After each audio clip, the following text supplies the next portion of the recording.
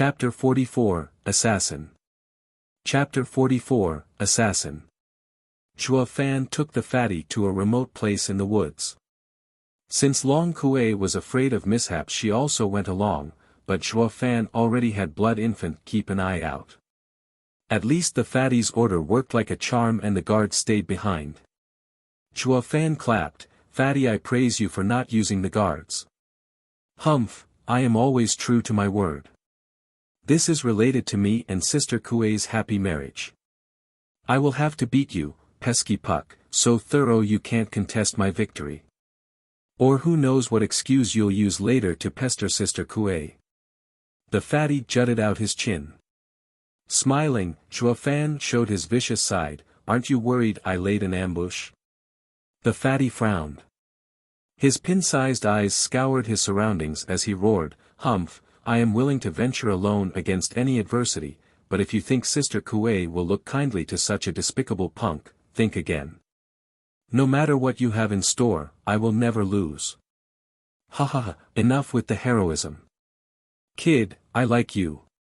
It's time we get this duel started." Zhuo Fan smiled. Yet even before he finished, a punch came his way.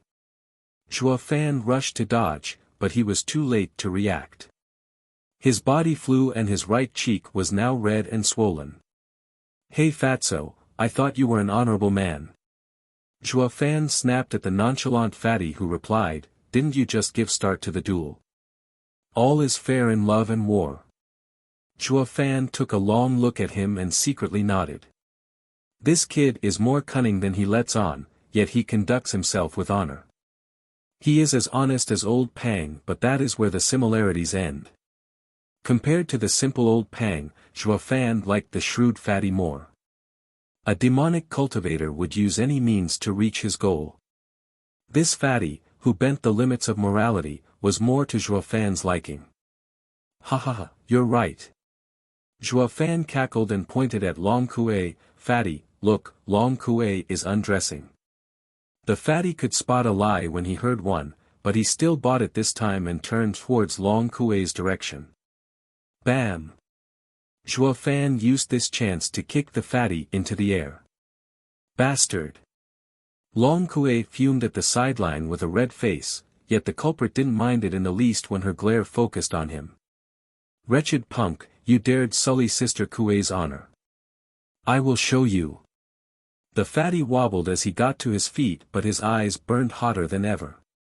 Zhuo Fan dissed him, "I was just messing around, yet you looked anyway. Weren't you also thinking something shameful about our young Miss Long?" The fatty gasped. Never had he heard this kind of counter before. Zhuo Fan might have disrespected Long Kuei, but didn't he himself sully his goddess by imagining something inappropriate? If so, did he have the right to blame Zhuo Fan? Fatty's resentment was gone just like that, and he even felt ashamed. But once he imagined Long Kuei changing clothes, his face went beet red. His small eyes were perfect in hiding his secret stare over Long Kuei's enticing figure. But she found him out nonetheless and stared him down with killing intent. When a shiver crawled up his spine, the fatty focused on the fight. "Punk, I will let this matter slide. Time to get serious." The fatty's body gave out a golden shine and even the ground started cracking around him. High mortal ranked martial art, mountain shaking punch. The fatty darted towards Zhuo Fan like a raging bull, cracking each and every stone he set his foot on. "Punk, better dodge. But if you do, admit your loss." Grinning, Zhuo Fan extended a red palm, not intimidated in the least. The fatty raved, "Damn punk, this will be your funeral. I am at the 7th layer of chi condensation and using a high-ranked martial art. This is not a move which a 5th layer chi condensation punk can withstand. If you treasure your life, dodge." But Zhuo Fan didn't budge. The fatty didn't wish for the worst outcome and wanted to hold back some of his power, but it was too late now. His flabby body was already upon Zhuo Fan. Boom! Something strange happened. The weak-looking Zhuo Fan was still standing as a breeze ruffled his hair. The fatty, however, had his golden light scattered thanks to the red glow and was sent flying. He hit the ground in a daze, and even as he got up, he still couldn't shake his astonishment. How can this be? I am clearly stronger, so why was I the one who got pushed back? He needed a long time to recover from the shock. Long Kuei scoffed. She didn't like Shuo Fan one bit, but that didn't stop her from admiring his strength and ability. After all, he was the first on the continent to have killed 2 profound heaven expert while being a chi condensation cultivator. Arriving next to Fatty, Shuo Fan offered his hand with a smile. Fatty, I know you went easy on me. The Fatty sighed, a loss is a loss. Using all my power against someone weaker is the same as losing. I am an upright man. This is your win. Shuo Fan turned serious. You might take it as being upright, but I see it as kindness. The Fatty looked closer at Shuo Fan. He was amazed this man found out his intention in that split second. I see now why Sister Kuei likes you. The Fatty praised him and took Shuo Fan's hand. He went to Long Kuei and sighed, Sister Kuei, you found a great man. This punk will turn into a monster one day. The Fatty felt dejected. But a sudden sound broke the silence. Shuo Fan squinted his eyes and pushed the Fatty to the ground. A green light passed above them the next second, cutting all the trees in its path. The Fatty looked up at Shuo Fan with gratitude. Brother, thank you for saving me. I never thought that my love rival will become my savior. It's too early for thanks. Here they come. Shuo Fan frowned as he helped the Fatty up.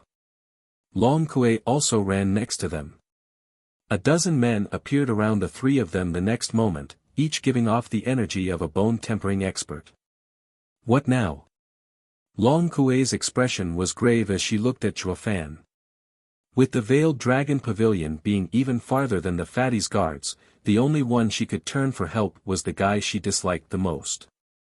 But he was also the one most likely to pull off a miracle. The Fatty strode out from between the 2 with confidence. It's me you're after. Let them go. Hi, as a member of the imperial family you sure have the air of a king. But too bad we can't leave any witnesses. A man stood out from the group. He was their leader. The Fatty was filled with hatred. Suddenly, Shuo Fan kicked the Fatty with a snicker. This Fatty is under my care. If you want to kill him, you'll have to go through me first. The dozen men laughed. A mere chi condensation insect wants to act tough. Since they'll all die anyway, let's start with him. It's best we kill the Fatty first and complete the mission. It was hard enough finding this opportunity after waiting for so long. We can't let it go to waste. As they were rambling on and on, the Fatty whispered to Shuo Fan, Brother, they're after me. I will run towards east while you take Sister Kuei back to Veiled Dragon Pavilion. Shuo Fan shook his head. With your speed, you won't even last 1 second. What other choice do we have? Asked the Fatty flustered. Shuo Fan hardened his tone and said, Slaughter them all. He took a step and reached their leader as Savage Moon flashed in his hand. Demonic treasure. The leader was shocked and wanted to dodge, but a red light entered his body and froze his movements. Whoosh! With a silver flash, a head trailed the sky followed by a fountain of blood. Only Shuo Fan stood in the pool of blood with cruel eyes. For the first time in Fatty's life, his eyes bulged out from his chubby face, becoming larger than ever. Chapter 45, Slaughter. Chapter 45, Slaughter. The silence was deafening. Everyone watched slack-jawed at the unfolding event. No one there could have imagined a chi condensation kid blindsiding them, who were bone-tempering experts, and even killing one in a single hit. All the mockery and disdain they had for Shuo Fan was now replaced with extreme caution. Fatty was still out of it, staring at Shuo Fan like his brain was on the fritz. It finally dawned upon him that it wasn't him who held back the most in their duel, but Shuo Fan. Kill the punk first. With a sudden shout, the men charged at Shuo Fan together. They were now of one mind. no longer of a different opinion. They had to kill this dreadful and sinister punk first. If they were to leave him for later, they were sure they'd have to pay a steep price, even if they outnumbered him. They had long forgotten their main objective and were now pointing their weapons at the punk who was holding Savage Moon and standing in a pool of blood. Smiling wryly, Zhuo Fan snickered, "I wouldn't have it any other way." The next moment, he jumped at the first enemy. The man was startled and rushed to retreat. Even if Zhuo Fan was just in the qi condensation stage and unable to hurt him, the third-grade demonic treasure would cut through him like butter. Their leader got such a miserable death for underestimating Zhuo Fan, and he wasn't willing to make the same mistake. With eyes fixed on Savage Moon's trail, the killer grinned. He knew how to deal with Zhuo Fan. Since his speed was superior to Zhuo Fan, all he needed to do was pay attention to Savage Moon, and killing this kid would be a breeze. However, just as he was about to jump into action, Savage Moon flashed a silver glow.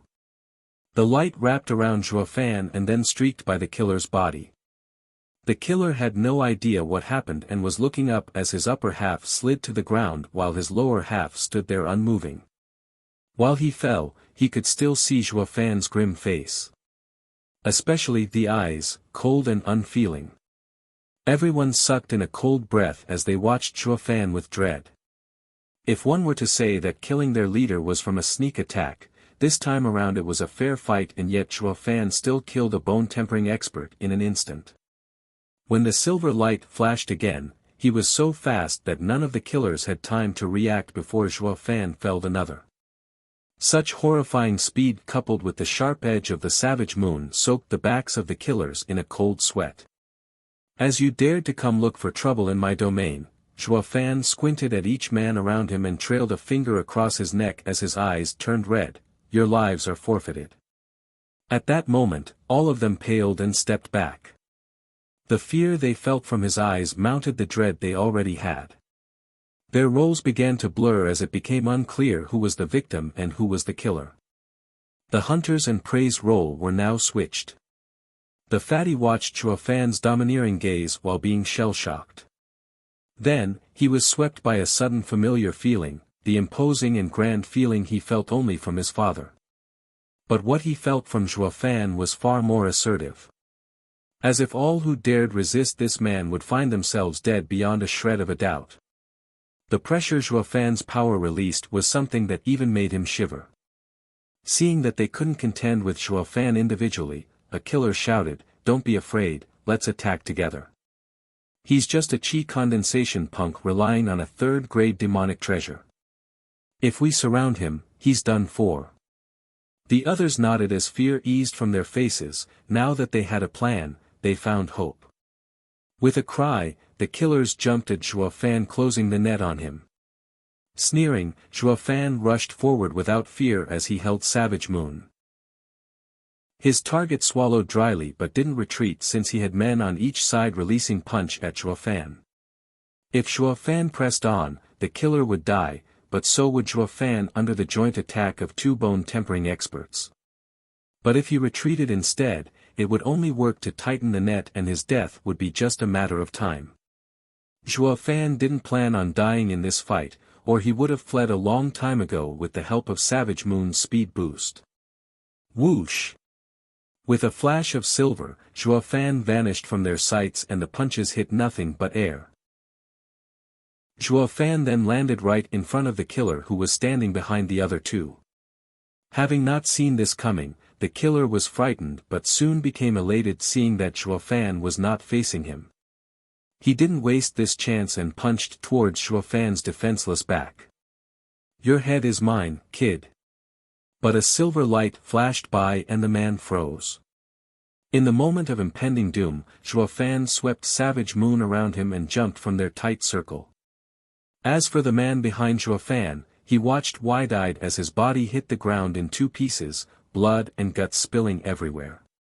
Another one. Even under their joint efforts, Zhuo Fan came out unscathed and robbed them of another comrade. Fear in their eyes mounted higher and higher. They had some hope before, wishing to kill him with numbers. But that hope was now lost. What kind of freak is he? When did the 7 noble houses have such a person?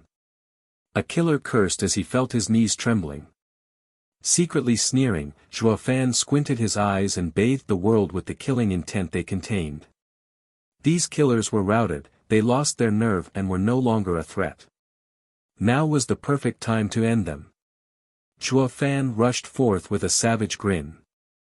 Silver light flickered as Zhuo Fan brandished Savage Moon and sent limbs flying with each passing. The killers cried during their futile attempts to evade, having lost any and all will to resist. Zhuo Fan was like a wolf among sheep, taking his fill of slaughter and carnage. For the occasional spirited and still brave souls among them, Blood Infant would enter their body and seal their movements. Thus priming them for Zhuo Fan, only to leave them mangled. If it was any other day, with Zhuo Fan's strength and Blood Infant's help, he could only fight with a single bone-tempering expert. If another joined, he'd have a hard time reacting to their attacks, let alone killing a dozen. But luck had it he got Savage Moon off Elder Yun, whom he killed a month ago. This gave him newfound confidence. Savage Moon was just as deadly as Blood Infant was on bone-tempering experts, perhaps even more. Especially when taking its ability to increase one's speed into consideration. And all of this was added to Zhuo Fan, who already had the skills to skip stages. Now that he thought about it, he really ought to thank Hell Valley for throwing such a nice toy in his lap. Hearing the bone-tempering expert's miserable wails, watching heads and entrails flying about, the fatty remained lifeless from shock. He stood there witnessing the gruesome dance Zhuo Fan was performing with Savage Moon. For these killers to cry and beg for their lives was something unheard of. He could hardly believe that the man he recognized as a love rival, the man he challenged, was strong to this degree. Recalling their duel, it seemed more like a joke now. The bone-tempering experts were butchered like animals in front of the fatty. I, a 7th-layered Qi condensation cultivator, dared to issue a challenge, and still was lenient with him while preaching fairness. Sigh, Yuan Song, your lenient act in fairness preaching was meaningless. The fatty shook his head, feeling mournful. He had seen many peers among the 7 houses who were geniuses, and even if he wasn't stronger than them, he believed their strength wasn't far from his. But Zhuo Fan showed him today what the saying, a man above man, and a sky above a sky, meant. Those geniuses were nothing but trash by comparison. Furthermore, the gap was so huge at such a young age. Long Kuei covered her mouth, experiencing the greatest shock she ever felt. This was the first time she saw Zhuo Fan fighting. She had heard of him killing 2 profound heaven experts, but doubt still existed. This notion was far too outrageous for anyone to believe. But watching him fight today, left this young miss stunned. The cruelty, the overbearing eyes, it was as if a demon had descended, one which was capable of scaring and overpowering even bone-tempering experts. Whoosh! When Zhuo Fan finally stopped, Savage Moon in his hand was dripping blood. The dry earth around him had become a wide pool of blood. A killer shivered as he watched the Savage Moons fall with dread. His legs were severed, but the pain wasn't registered, as begging was all that was left on his mind. Not sparing him a glance, Zhuo Fan asked coldly, "Who sent you?" Zhuo Fan's eyes didn't reflect an ounce of pity towards any living creature in this world, only coldness. The killer looked around to see his dead brothers and fear swept his heart. He didn't know where to begin describing the savagery and cruelty of this youth before him. This youth was, in all sense of the word, a demon. The killer's heart was in shambles. It's. But a sudden whistling sound was heard and the killer's eyes lost its light. Killing with intent, a radiant stage expert. Zhuo Fan drew a cold breath. His bottomless and cold eyes now showed a ripple of panic. Chapter 46, Alliance. Chapter 46, Alliance. The whistling sound was heard clearly by everyone, but none could afford to slack their guard. On the contrary, each felt their heart in their throat. A radiant stage expert was able to kill with divine intent alone. This was an enemy Zhuo Fan wouldn't be able to defeat even with Blood Infant and Savage Moon. An icy shiver traveled down his spine as Zhuo Fan turned more and more serious. Whoosh! The whistle stopped suddenly and a pair of steps echoed. Zhuo Fan and the other two forgot to breathe. Their eyes were fixed towards the sound's location. But when the person came out into the open, the fatty was stunned for a second before shouting, "Teacher, how come you're here?" Long Kuei cried with joy, "Senior Fong, what brought you here?" Zhuo Fan saw the two recognizing the new entrant and began sizing him up. The man had a goatee and looked like he was in his 60s. He was dressed in a blue robe and had a sword strapped to his back. All this time he was smiling as the green jade flute revolved in his hand. The jade flute shocked Zhuo Fan. He remembered something and asked, "Are you one of the 5 divine dragons, the guardians of the imperial family, jade flute divine sword, Fong Qiubai?" Zhuo Fan heard Long Jiu mention that even if the imperial family could no longer control the 7 houses, they could still persevere, all thanks to the 5 divine dragons.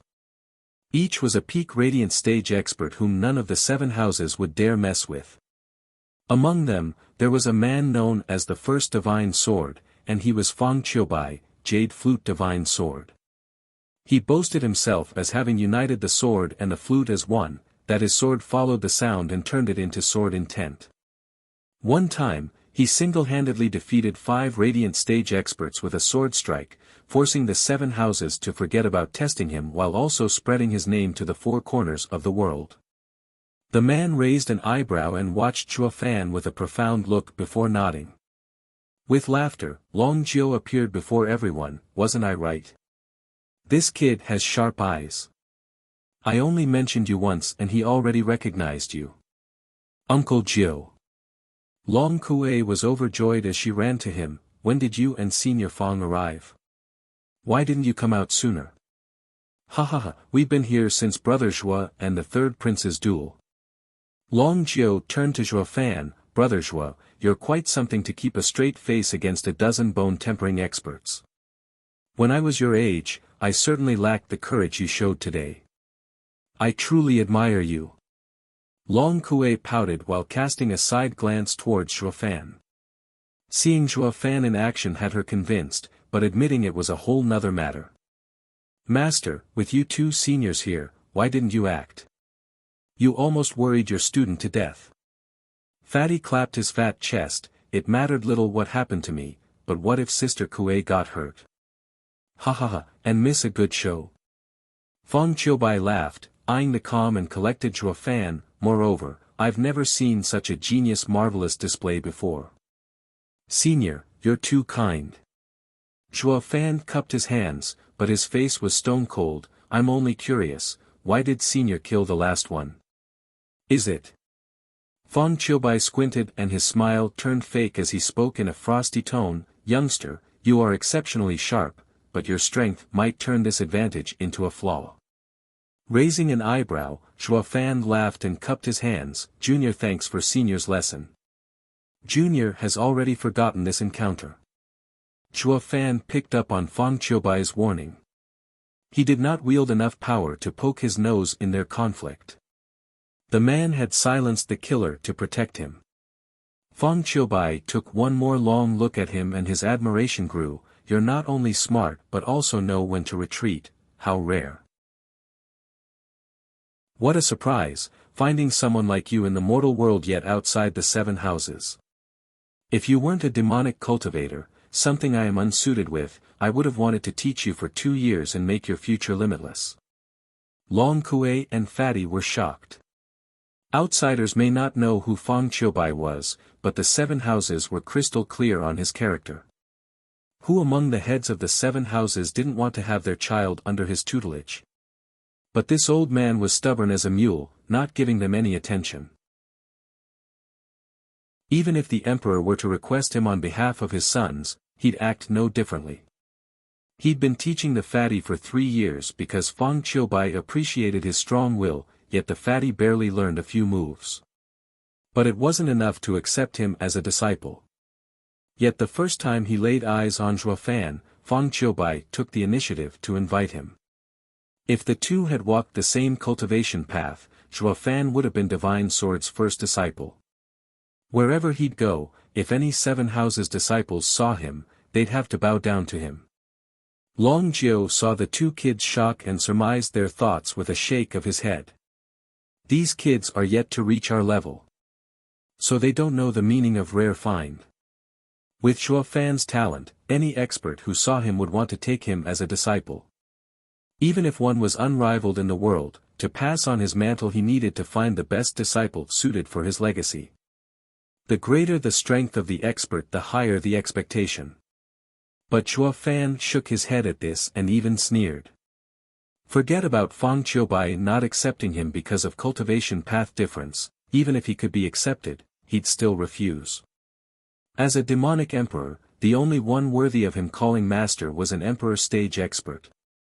Fang Qiubai was reluctant to let Zhuo Fan pass by him, but, in the end, he took Fatty and left. Long Jiu, 3rd prince, still has a task to complete, so I'm taking him with me. Fang Qiubai and Fatty disappeared the moment he finished. Wait, Fatty still wanted to say something to Long Kuei and Zhuo Fan, but it was too late. 1 second his anxious face was there, and the next it was gone.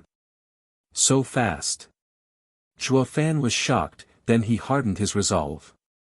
He had to reach Radiant Stage as soon as possible to guarantee his safety in his travels across the continent.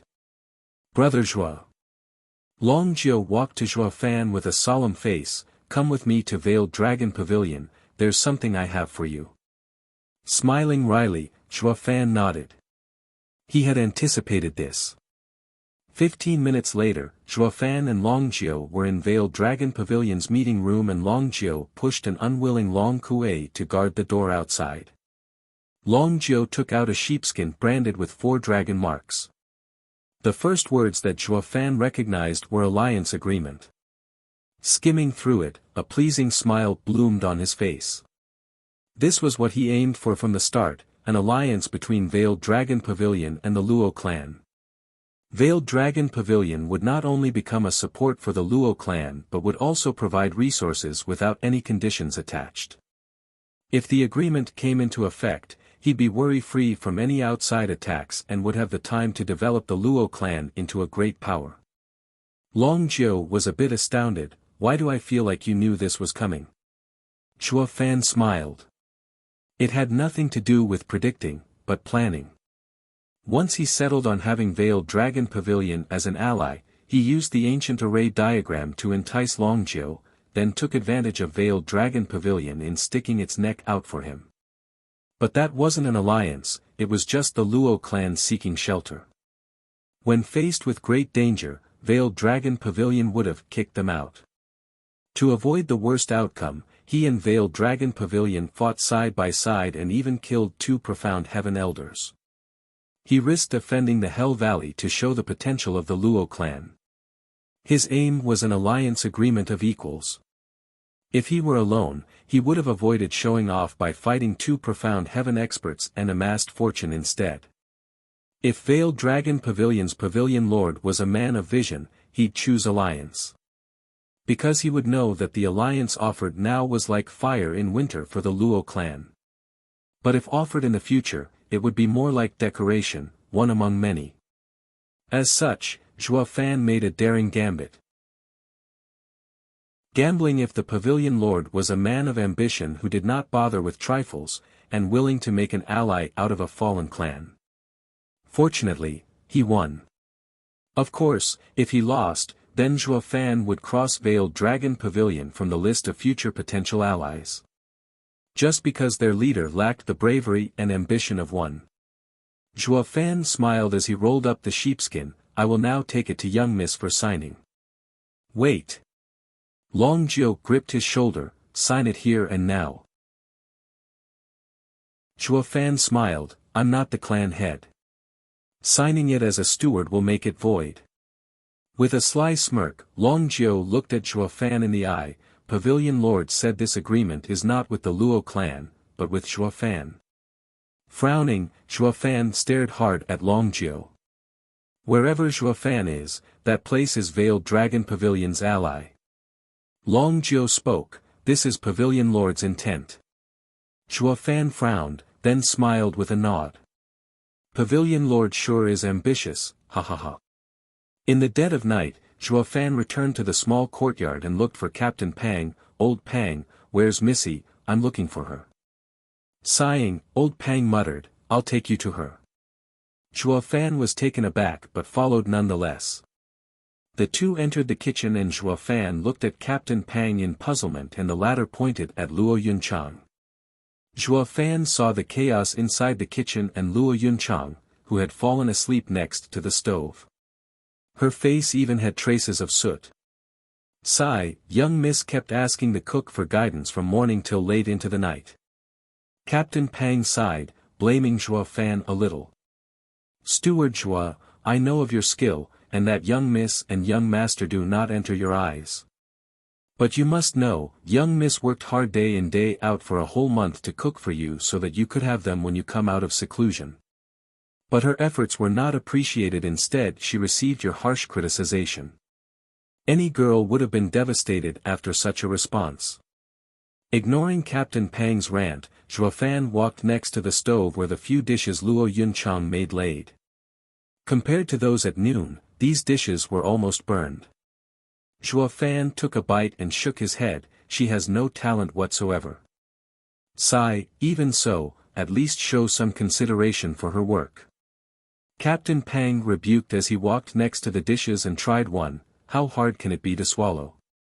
He also took a bite and chewed it just once before spitting it right back out. You're right, Steward Zhuo, young miss is inept at cooking. Sorry for blaming you.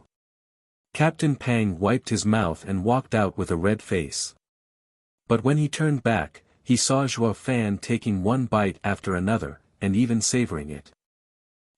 Steward Zhuo, don't force yourself. Ignore what I said. Now that I've also tried young miss cooking, it's indeed, Captain Pang's mouth clamped shut and his face twisted. I'm just a bit hungry. Zhuo Fan smiled as he ate everything. Chapter 47, Imperial Family's Invitation.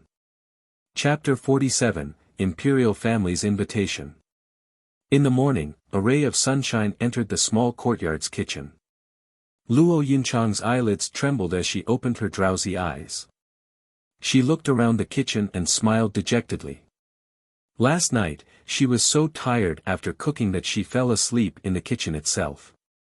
Even if anyone caught wind of this, no one would believe it.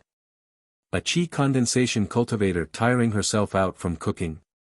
But the truth was she was too fatigued that she would rather pick cultivation instead of cooking. Just as she was getting up, she froze. Someone had put a plain cover on her and her back wasn't leaning on the hard stove but on something soft instead. Pursing her lips, she turned her head only to see a sleeping Zhuo Fan leaning on her. And what kept her back soft was his arm. Ah! Luo Yunchang was about to yelp but she covered her mouth. It never crossed her mind that Zhuo Fan would spend the night with her here.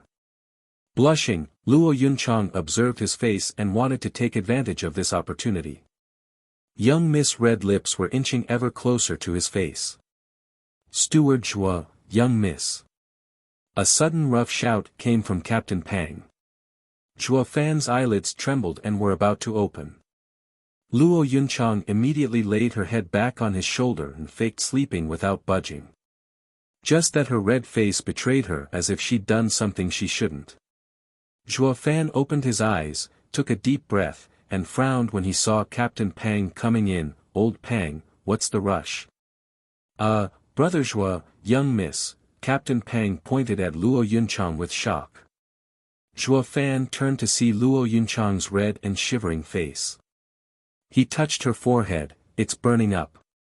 Did she catch a cold? Shaking his head, Zhuo Fan blamed himself. Last night, he wanted to take Luo Yunchang back to her room, but afraid of waking her up, he chose to watch over her in the kitchen. He didn't think sleep would cast its spell on him too. Old Pang, say what you came to say. Meanwhile, I'll take this missy back to her room. Zhuo Fan carried Luo Yunchang, but old Pang was panicking. You can't, brother Zhuo. Someone wants to invite young miss for a chat. Someone we can't offend. What can't offend? She won't be going even if the Veiled Dragon Pavilion asked. Zhuo Fan snapped, can't you see she has lost consciousness? She must be sick. Wait for a bit and I'll go see the guest. Sigh, brother Zhuo, Steward Zhuo, young miss must go meet him in person. He bears the Imperial Golden Seal. Captain Pang shouted. Zhuo Fan stopped. Only the Imperial family's guards had this seal. Even the 7 houses' leaders would have to respond at once or they'd have committed a grave crime. The lightest punishment was death, while the harshest was dragging one's whole clan with him. Of course, with the 7 noble houses' power, the Imperial family would refrain from resorting to such methods. But that didn't apply to a fallen clan like them. Zhuo Fan squinted and thought it through. Old Pang, tell him young miss is unwell and that he should come back tomorrow. What? Captain Pang's heart jumped in fright. That person carries the Emperor's edict. If you do this, it is the same as saying you don't want to talk to him. But Zhuo Fan had it thought out. Thinking back to last night, he guessed the one calling him over was that fatty's guard. The fatty was a good man and wouldn't let emotions cloud his judgment, slaughtering innocents left and right. Do what I said, now. Zhuo Fan raised his voice. Wait. Luo Yunchang yelled, struggling out of Zhuo Fan's embrace and spoke with a stern face, Captain Pang, tell him to wait a moment to make myself presentable. Understood. Captain Pang bowed and secretly rejoiced. Thank God, young miss woke up, or who knew how much trouble brother Zhuo's arrangement would have stirred up. But this steward Zhuo sure is dauntless. If I were to follow his words, I'll die of fright. Captain Pang shook his head and left. Zhuo Fan watched Luo Yunchang skeptically. How did she regain consciousness all of a sudden? Luo Yunchang rolled her eyes. Why are you so reckless? Is the Imperial family someone you can offend? To avoid him noticing anything, Luo Yunchang rushed away. Zhuo Fan was left to walk alone to the living room, with doubt in his heart. He met with the man carrying the seal, a peak chi condensation cultivator. He was one of the porters to Fatty's palanquin. Are you Steward Zhuo? My master is inviting you and young Miss Luo for a talk. The envoy cupped his hands, but the prideful attitude never left him. And either on purpose or otherwise, the Imperial Golden Seal flashed on his waist. Perhaps he was afraid they'd mistake him for someone other than the Imperial family's guard. Zhuo Fan snorted, you're still soft thinking you can fake your arrogance around me. When I was faking it, you were still but an egg in your mother's belly. Zhuo Fan didn't even look at him as he slumped in a chair, one leg over the other. The envoy's eyes swelled with rage. Is the fatty's injury healed? Zhuo Fan asked in passing. Fatty? The man was stunned. Then it hit him that Zhuo Fan was calling his master fatty. But the number of people in this world who dared to call him that was less than 10. Then he and master are. His heart started beating a mile a minute and the arrogance was gone from his eyes. My master did not mention any injury when he returned last night. Is that so? Zhuo Fan raised an eyebrow, then laughed. He must be thinking of his image. I punched him 30-odd times yesterday and kicked him a dozen times more. There's no way he's fine. Don't you think so too? That fatty must be faking it so you guys won't laugh at him, ha ha ha. Zhuo Fan quirked his eyebrows at the man. The envoy's lips twitched, unable to respond. But he was embarrassed nonetheless. Right, was that old goat Fang Qiubai still angry after he arrived? Zhuo Fan looked at him carefully this time. But the envoy just shook his head. Fang Qiubai returned with his master yesterday and only then did they find out about Fang Qiubai's arrival. Since Zhuo Fan knew this before them, it spoke how close he was with his master. At this point, the envoy stashed the seal in his pants. It worked well in scaring some, but it was best to not make a fool of himself in front of such a young master like Shuo Fan. Great! Seeing the envoy shaking his head, Shuo Fan rejoiced, perhaps you don't know but that old goat wanted to take me as a disciple. If not for my staunch heart and me choosing death over kneeling, the old goat would have taken me away by now. I still thought he was angry and was going to come nag me again. Now that I know he isn't, I can rest easy. That old goat understands my predicament. What, Feng Qiubai wanted to take you as a disciple? The man shouted as his legs went soft and collapsed. Heavens! Who the hell is this young master? He is a friend that beat up master and also someone wanted as a disciple by Jade Flute Divine Sword Feng Qiubai, who the emperor shows respect to. Shuo Fan secretly sneered, what's wrong? Why fall over? Let me help you. Shuo Fan said so but showed no intention of moving. The envoy was sharp enough to get back on his feet while waving his hand, no need, Steward Shuo, I don't dare ask you of such a favor. I am not worthy. Humph, a servant's instinct. Shuo Fan disdained, you call helping you get up, a favor? Might you be the emperor's envoy? Luo Yunchang, dressed to impress, walked before him and bowed. The envoy rushed to kowtow, you are making it hard on me. Please don't be so courteous. If master heard I was disrespectful to his friends, he will punish me. Luo Yunchang was at a loss and turned to Shuo Fan, who just shrugged. But Captain Pang, who was behind her, was stunned silly at the sight of the envoy's courteous attitude. Where's your previous haughty attitude? Spouting something like if young miss didn't come to see you in 15 minutes, you'd be executing all of us. Why the sudden change of tones? But even this change was too outrageous and polite.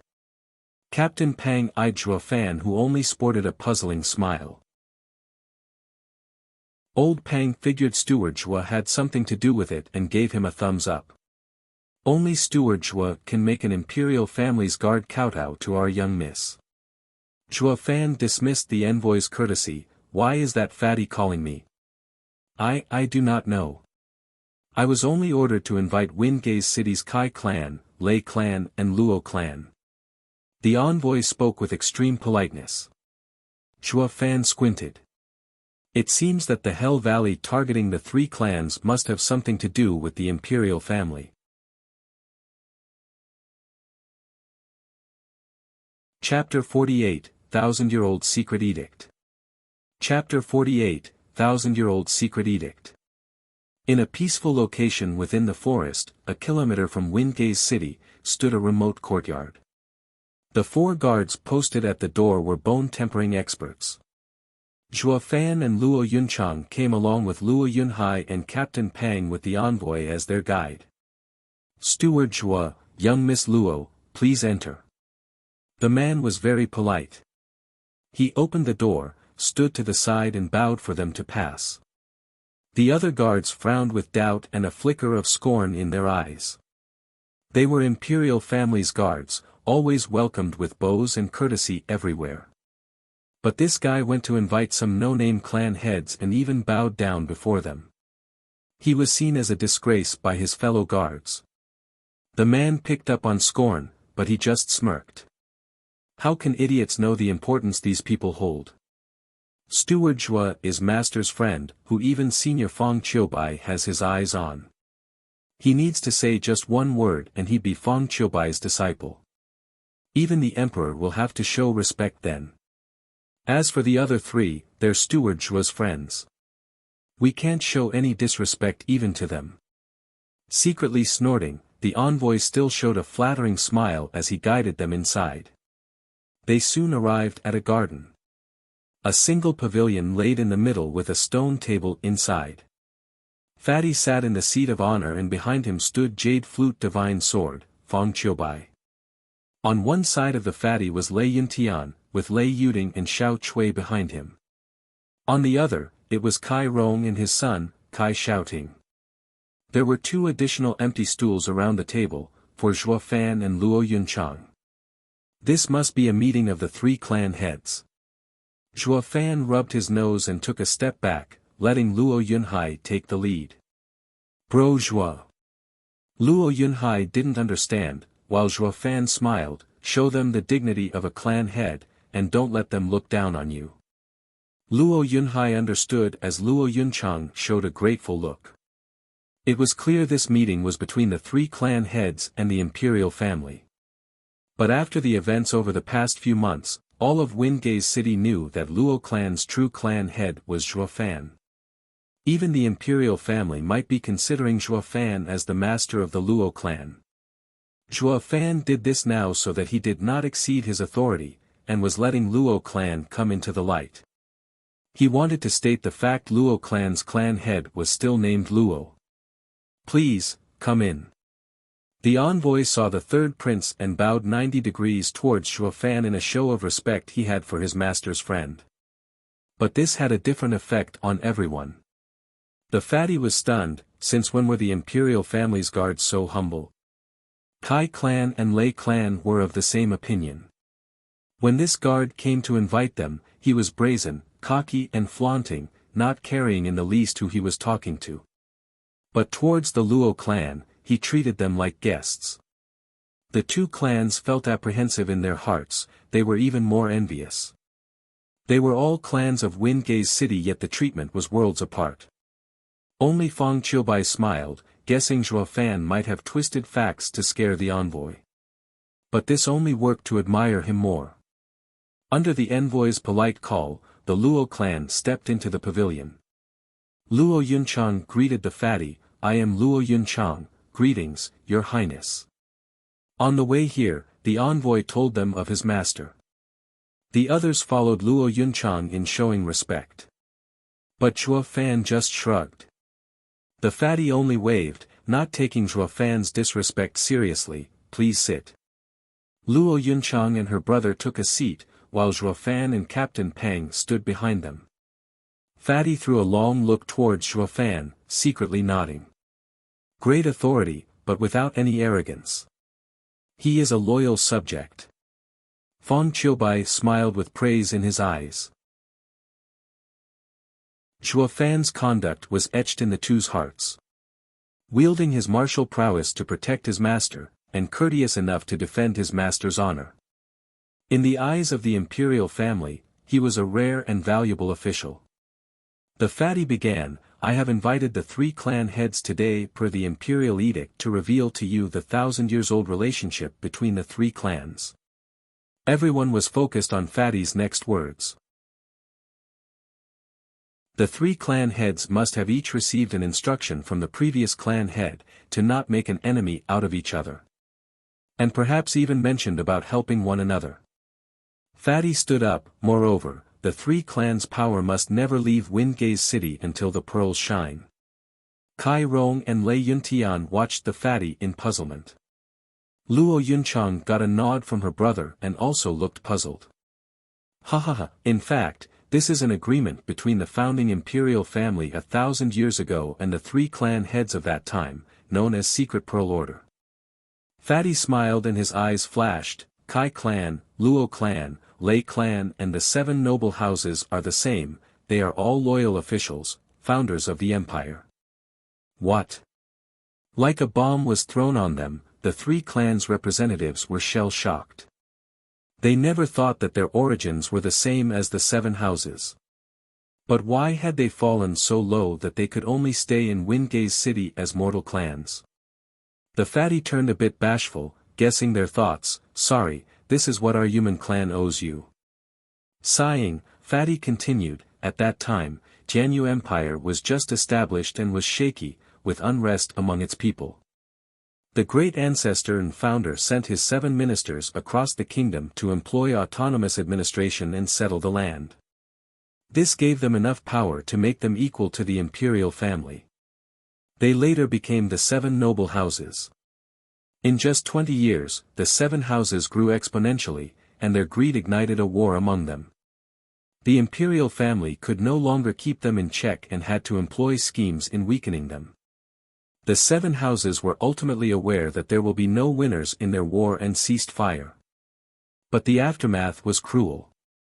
The people were suffering, the empire was mourning, and it was just one step away from collapsing. But how is this connected to us? Chua Fan frowned. Taking a deep breath, Fatty straightened his back. Everyone, to be honest, your clans are founders of our empire. If your elders were still sitting in the imperial court, they would be no less famous than the Four Pillars. Everyone sucked in a cold breath. Four Pillars were the support of the Tianyu Empire, leading the military, economy, politics, external affairs. They were the only ones capable of resisting the Seven Houses. There was a rumor, the Four Pillars' power was so strong it struck fear in the imperial family. Imperial family, Four Pillars, and the seven noble houses represented the empire's highest power, but also restricting each other in a delicate balance. If one side tips, the balance would crumble and the empire would fall. No one could believe that their ancestors were so amazing and capable of becoming the empire's Four Pillars of today.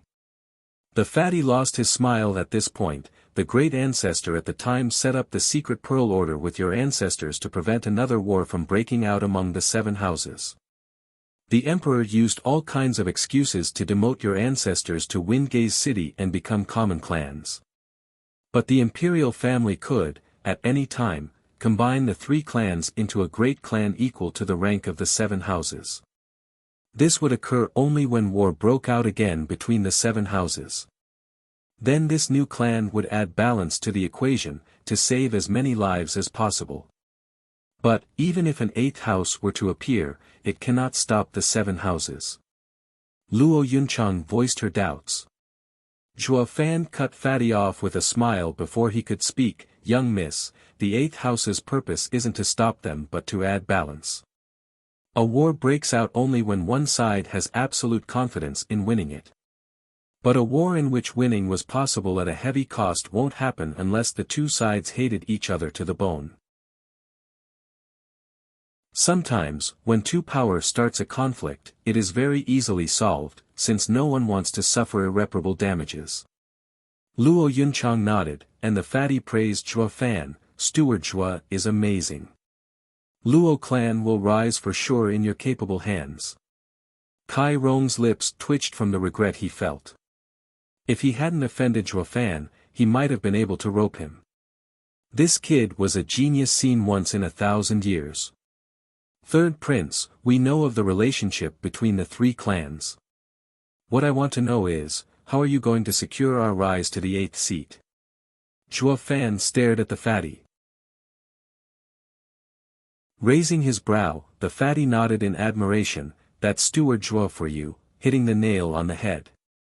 Of course, the imperial family's power is enough to make a clan rise in a short time. The hard part though is how to keep it hidden. Zhuo Fan smiled. You think the seven houses would just watch us rise up to their level? Kai Rong and Lei Yintian's backs went cold with sweat. They were elated that their ancestors had been imperial court officials. They were thinking, my clan will receive the imperial family's support to rise above a common clan. But Zhuo Fan brought them down to earth. Not to mention growing stronger, the seven houses wouldn't even let the new clan grow to their level. They would be destroyed while they were at their weakest. Kai Rong and Lei Yuntian were grateful for Zhuo Fan's reminder. The imperial family wanted the seven houses' power in balance, but the three of them wanted to survive. Kai Rong had to admire Zhuo Fan's prudent mind.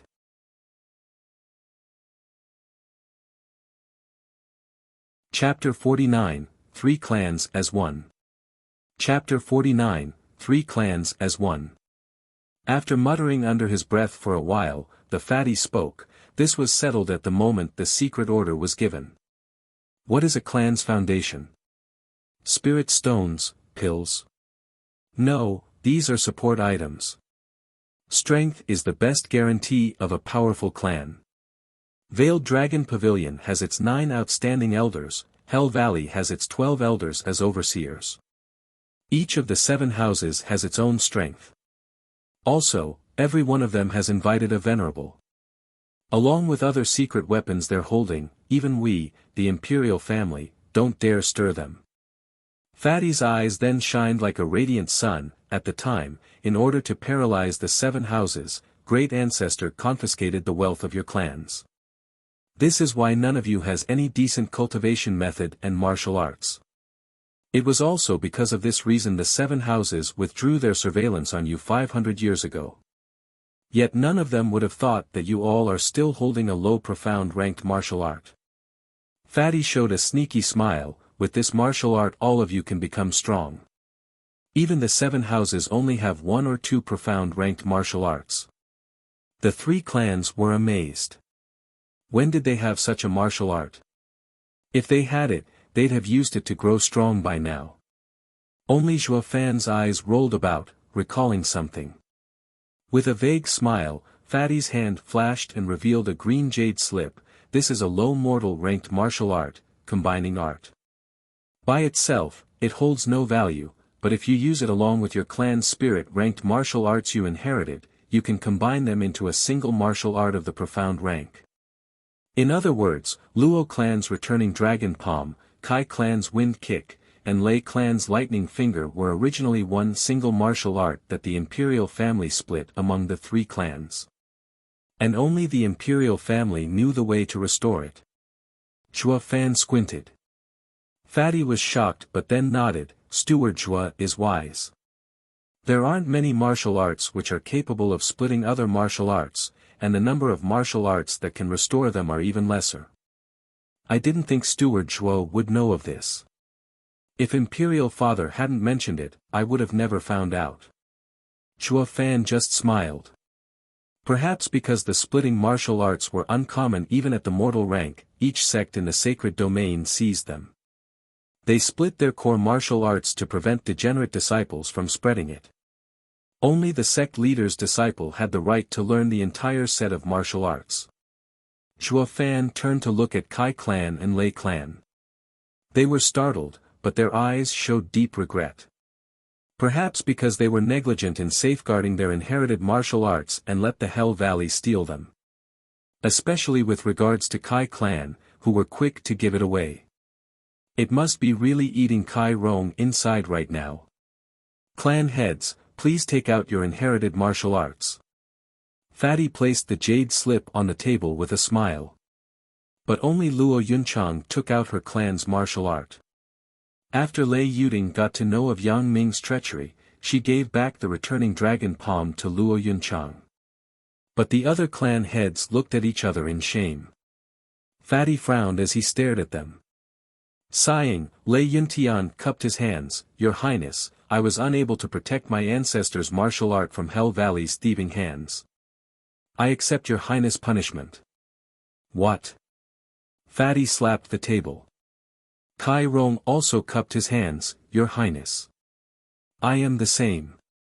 Fatty's body shivered in rage. Why you, just how are you both clan heads? Have you forgotten your ancestors' instructions? You should have defended it with your lives. The 2 kneeled. Please forgive us, Your Highness. Fatty sighed as he scratched his head.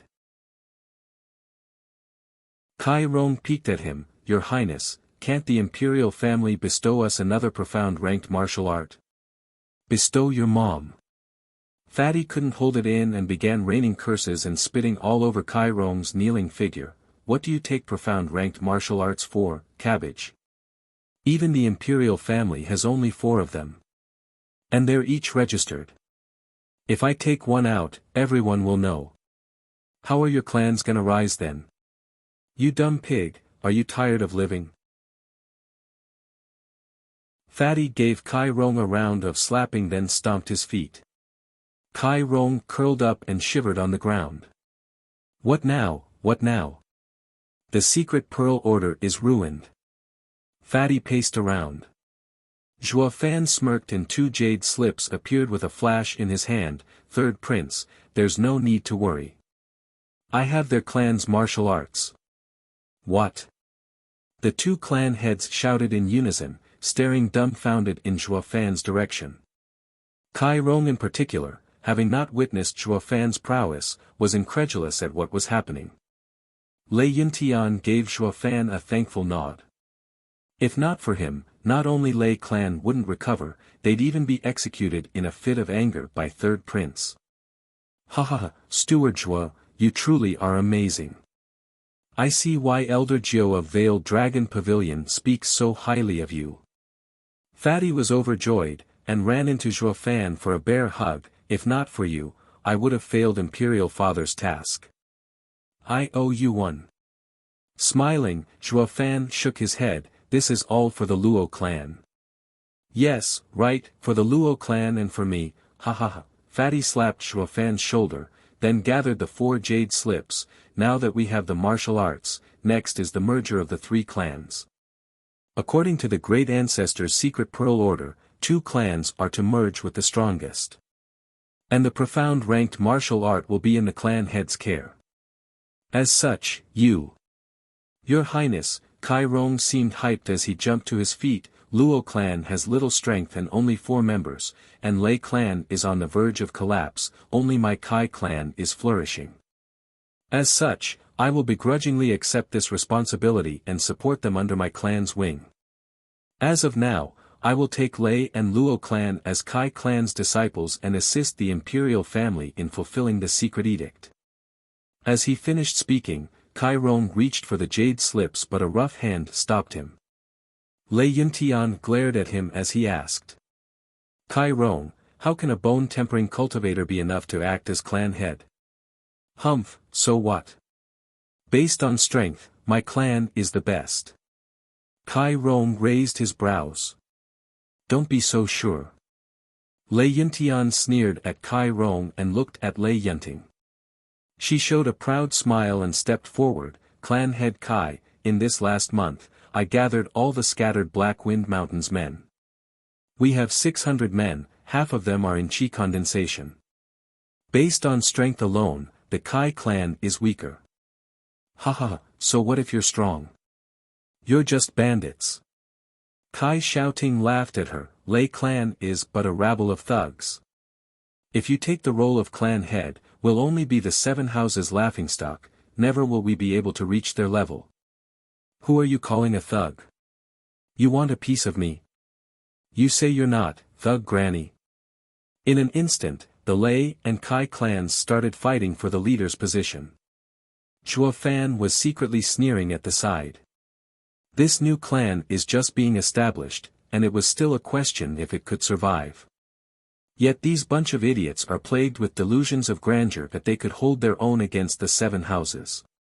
Fatty and Fong Qiubai mocked the quarreling clans with their eyes. Luo Yunchang's face burned in anger. They were fighting against each other while ignoring the Luo clan. It clearly showed that they thought little of her clan. Although they were but 4 members, they were still one of the 3 clans in the edict. But these clans didn't even ask for their opinion. Bam! With that loud slap, the 2 clans stopped and turned to see the brat Luo Yunhai hitting the table. His face was stern and his eyes were steadfast, unlike his usual childish self. Even Zhuo Fan quirked an eyebrow.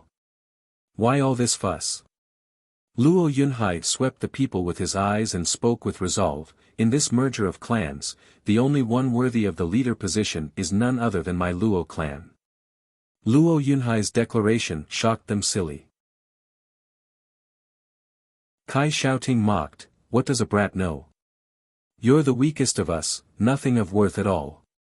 What gives you the right to lead us? Sneering, Luo Yunhai grinned. Everyone there recognized his look, the spitting image of someone they all knew very well. This made them turn their eyes to Zhuo Fan. Hell, Zhuo Fan ruined him. Zhuo Fan was quite piqued by this brat. Luo clan has no men, money or pills. It only has us 4, masters and servants. Luo Yunhai looked at them with sparkling eyes, but our clan is the strongest because we have Steward Zhuo. Luo Yunhai turned to Zhuo Fan with worship in his gaze. If Luo clan was to have any right to become the head, it would all be thanks to Zhuo Fan. His skills were obvious to anyone there. Even Veiled Dragon Pavilion was certain that if Zhuo Fan stayed with Luo clan, its rise was but a matter of time. Under the hopeful and worried gazes, especially Luo Yunhai's expectant look, Zhuo Fan shook his head. This kid hardly ever shows such great expectations from me. I can't disappoint him now, can I? Humph, Zhuo Fan is a mere steward. How can a person of low status like him be worthy to hold on to all our Kai clan's guards and wealth? Punk, our clan shall be the head, don't. Kai Xiaoting mocked but didn't finish as Zhuo Fan slapped the table, revealing the alliance agreement. Under the puzzlement of others, Zhuo Fan sneered, this is Luo Clan and Veiled Dragon Pavilion's alliance contract. What? The fatty was so shocked his whole body trembled and was close to falling off his chair. Even the relaxed and uncaring Fang Qiubai behind him narrowed his eyes as he scanned the sheepskin with shock. Veiled Dragon Pavilion was one of the 7 noble houses. The only ones worthy of signing an alliance agreement with them were others from the 7 houses, while the rest only had the right to sign a subsidiary agreement. But now, with a deep look, Fang Qiubai sighed as he asked Zhuo Fan, "Kid, how did you do it?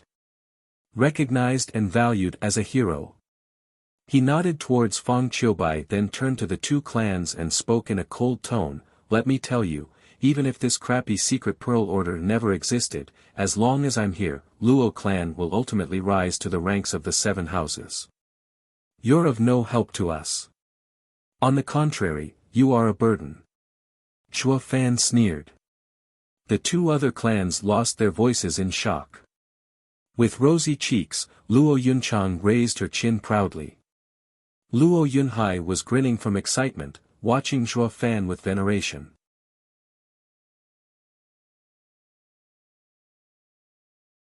Chapter 50, Merger. Chapter 50, Merger. Mulling over, the fatty traced his hand on the alliance agreement. He found Zhuo Fan's strength exceeding his expectations, as it was not a simple matter to gain such an alliance agreement. Even if Long Jiu was in favor of him, an elder didn't hold much sway in the Veiled Dragon Pavilion. Fatty sighed, "Steward Zhuo, I am saddened by seeing you live in such a poor clan. Why don't you come help me? Just think about it." To the shock of everyone present, the 3rd prince expressed his intention in recruiting Zhuo Fan. It amazed them that Zhuo Fan was so highly sought after that even the imperial family was willing to have him. Luo Yunchang stood up nervously, thinking Zhuo Fan would be snatched away. Zhuo Fan smiled and shook his head, "3rd prince, you're overestimating me. Even in the Luo clan, am I not doing my best for the imperial family?" Fatty quirked an eyebrow and smiled, "All right. I'll leave it at that." He then turned to the rest, "It's decided. The Luo clan will be the leader of the 3 clans merger. Kai and Lei clans are to assist the Luo clan in fulfilling the secret pearl order." "Your Highness." Kai Xiaoting was disgruntled and wanted to voice his objection, but Kai Rong gripped his arm. He didn't understand the reason, but Fatty's pin-sized eyes left him shivering from the killing intent. Secret Pearl Order was a millennium-old secret plan, and it held great importance to the imperial family. It was understandable that they would only choose the best clan for the position of leader. If the 3 clans were equal, the imperial family would have taken his objection into consideration. But Zhuo Fan took out the alliance agreement, making all dissent moot. It turned the Luo clan into the best choice in implementing the secret edict for the imperial family. If even with this, the other clans voiced their discontent, the imperial family would deal them with a heavy hand. Just as Zhuo Fan said, the Luo clan had all the power it needed to bring the secret edict to fruition. This, in turn, made the other 2 clans their vassals. If they felt that being a vassal was unpleasant, the imperial family would finish them off with a mere swipe. Kai Xiaoting let the matter drop, yet the discontent never left his face. He could only follow Kai Rong's actions in submitting. Fatty nodded, then turned to Lei Yintian to see if he had objections. The old man said, "Your Highness, be at ease. I will give my all in assisting Yunhai and Yunchang. As Cloud Manor fell because of me, I will become a servant to atone for my crimes." Fatty nodded at his sincerity, good, since there are no objections, the 3 clans shall unite. Understood. Everyone bowed. We shall now withdraw. Steward Zhuo, stay for a while. Zhuo Fan was unclear as to the reason why but remained nonetheless under the departing and curious gazes of the rest. The fatty let out a breath, then rushed to Zhuo Fan and dragged him to an empty place in the garden. Third Prince, Zhuo Fan frowned. Fatty waved, just follow my lead. Fatty then pointed 2 fingers at the sky as he shouted, I, Jianyu Empire's 3rd Prince, Yuan Song, vow to heaven to become sworn brother with Luo clan steward, Zhuo Fan. To share life and death together and never betray him. Your turn. Fatty watched Zhuo Fan impatiently. Zhuo Fan was confused, but becoming sworn brothers with 3rd Prince had to be a good thing, so he went along, I, Luo clan steward, Zhuo Fan, vow to heaven to become sworn brother with Jianyu Empire's 3rd Prince, Yuan Kong. If he doesn't betray me, I won't either. Fatty muttered when he heard the last part, brother, you sure are meticulous. Fatty, it's not that I don't trust you, but the pugilistic world is too vicious. Zhuo Fan shrugged, not having any restraint in calling him fatty. Since no one was here, the fatty himself wouldn't blow a gasket over this. Plus, this kid needs me to complete the secret edict. Zhuo Fan was perfectly clear when to be fierce and when to be scared. Just as he foresaw, the fatty nodded instead of getting angry, call me how you like it. I feel much better since we are sworn brothers now. Zhuo Fan looked at him in puzzlement. Fatty sighed, do you remember our bet from yesterday? The winner gets to have Sister Kuei. I lost the bet but I still can't let it go. So I decided to become sworn brothers with you. This way I won't go after my brother's wife and it would help me forget about Sister Kuei too. Zhuo Fan rose an eyebrow, incredulous that the fatty wanted to become sworn brothers over this. Fatty, there's nothing between me and that girl. She was just making excuses. What, is that true? Fatty even jumped 10 meters in joy, then can I still chase her? Nodding, Zhuo Fan showed a vague smile, go, annoy the little lass to death. Awesome, brother. You are indeed my sworn brother, ha ha ha. Fatty was skipping and whooping in joy. Now that the bet was off, he could chase Long Kuei to his heart's content. Zhuo Fan smiled, Fatty, what does the secret pearl order truly say? The fatty dropped his smile, watching Zhuo Fan with embarrassment, brother, didn't I say it already? This plan is very delicate, and even the goal is fair, but, Zhuo Fan squinted, it lacks ambition. So much so that an emperor of a founding empire would never come up with it. The great ancestor showed great ambition when he established the empire.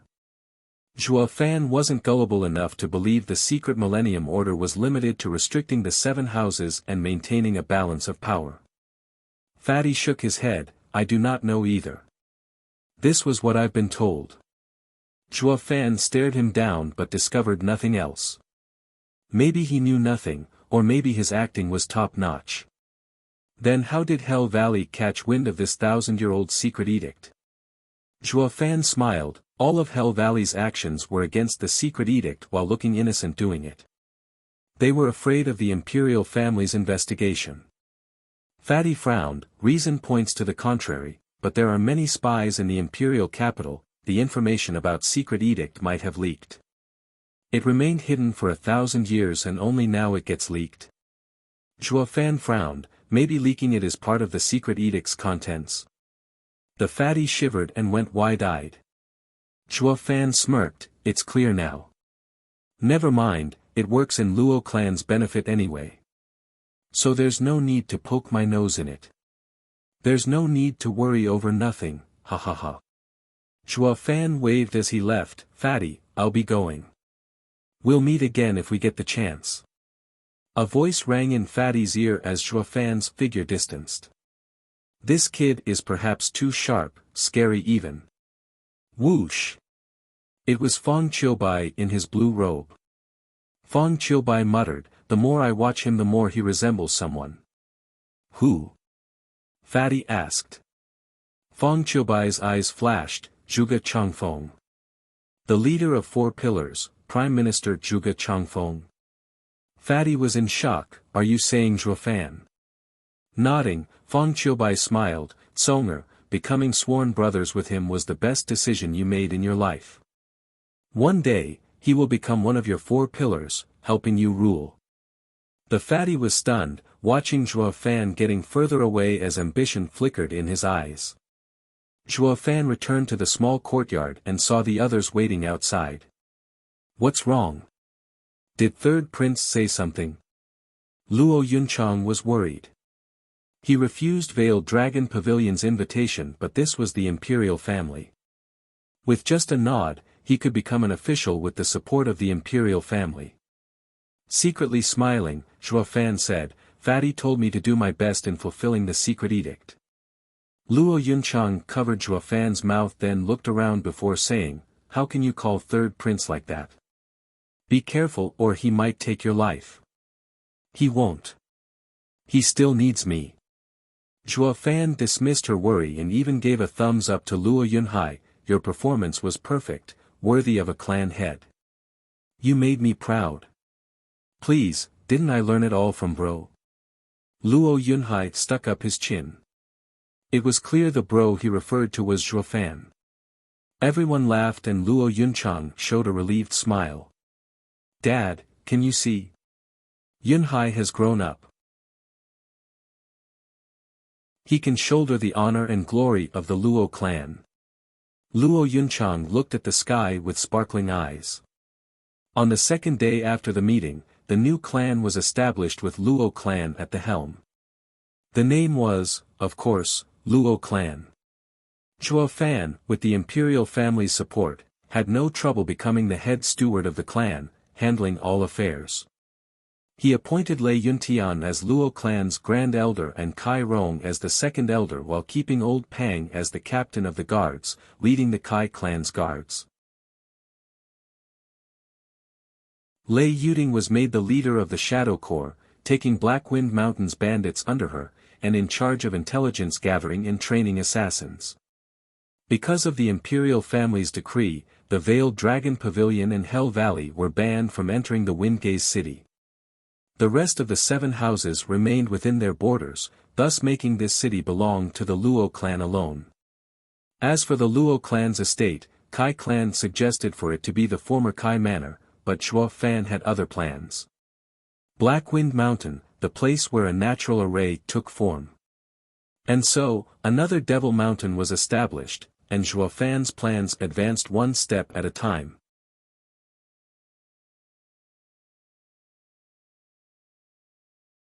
Chapter 51, 4 Pillars Leader.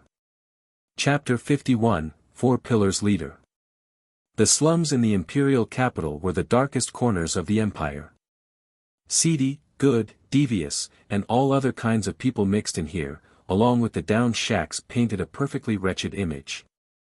Any self-respecting man who had some money on the side would never choose to live here. Only those living from one day to the next and the truly poor stayed here, waiting for the day that would rob them of their lives. Yet in the worst corner of the slums was a courtyard the people feared to the point of being afraid to step through its doors. Even if the vilest and most sinister man was to wander by happenstance here, he would be warned to leave this house be. This courtyard was unoccupied, but at night, there were eerie whispers coming from it. Some braved to investigate, but it was as if their traces in this world vanished the moment they stepped foot inside. Recently, some bone tempering and even a profound heaven expert charged in, fearing no evil. Afterwards, well, there was no news. They were gone all the same. From that moment, the courtyard became a taboo, avoided by the strong and weak alike. On a full moon night, when the slums had turned unusually quiet, the people had gone home earlier and as far away from the demonic courtyard as possible. But it was then that a faint lantern lit up in the courtyard. It was akin to ghost fire, flickering on and off. In a ruined room of the courtyard, an elderly with white temples sat in a pleased manner on a tutor's chair, waving a goose-feathered fan. His half-lidded eyes flashed here and there, and his mouth was twisted at the corners.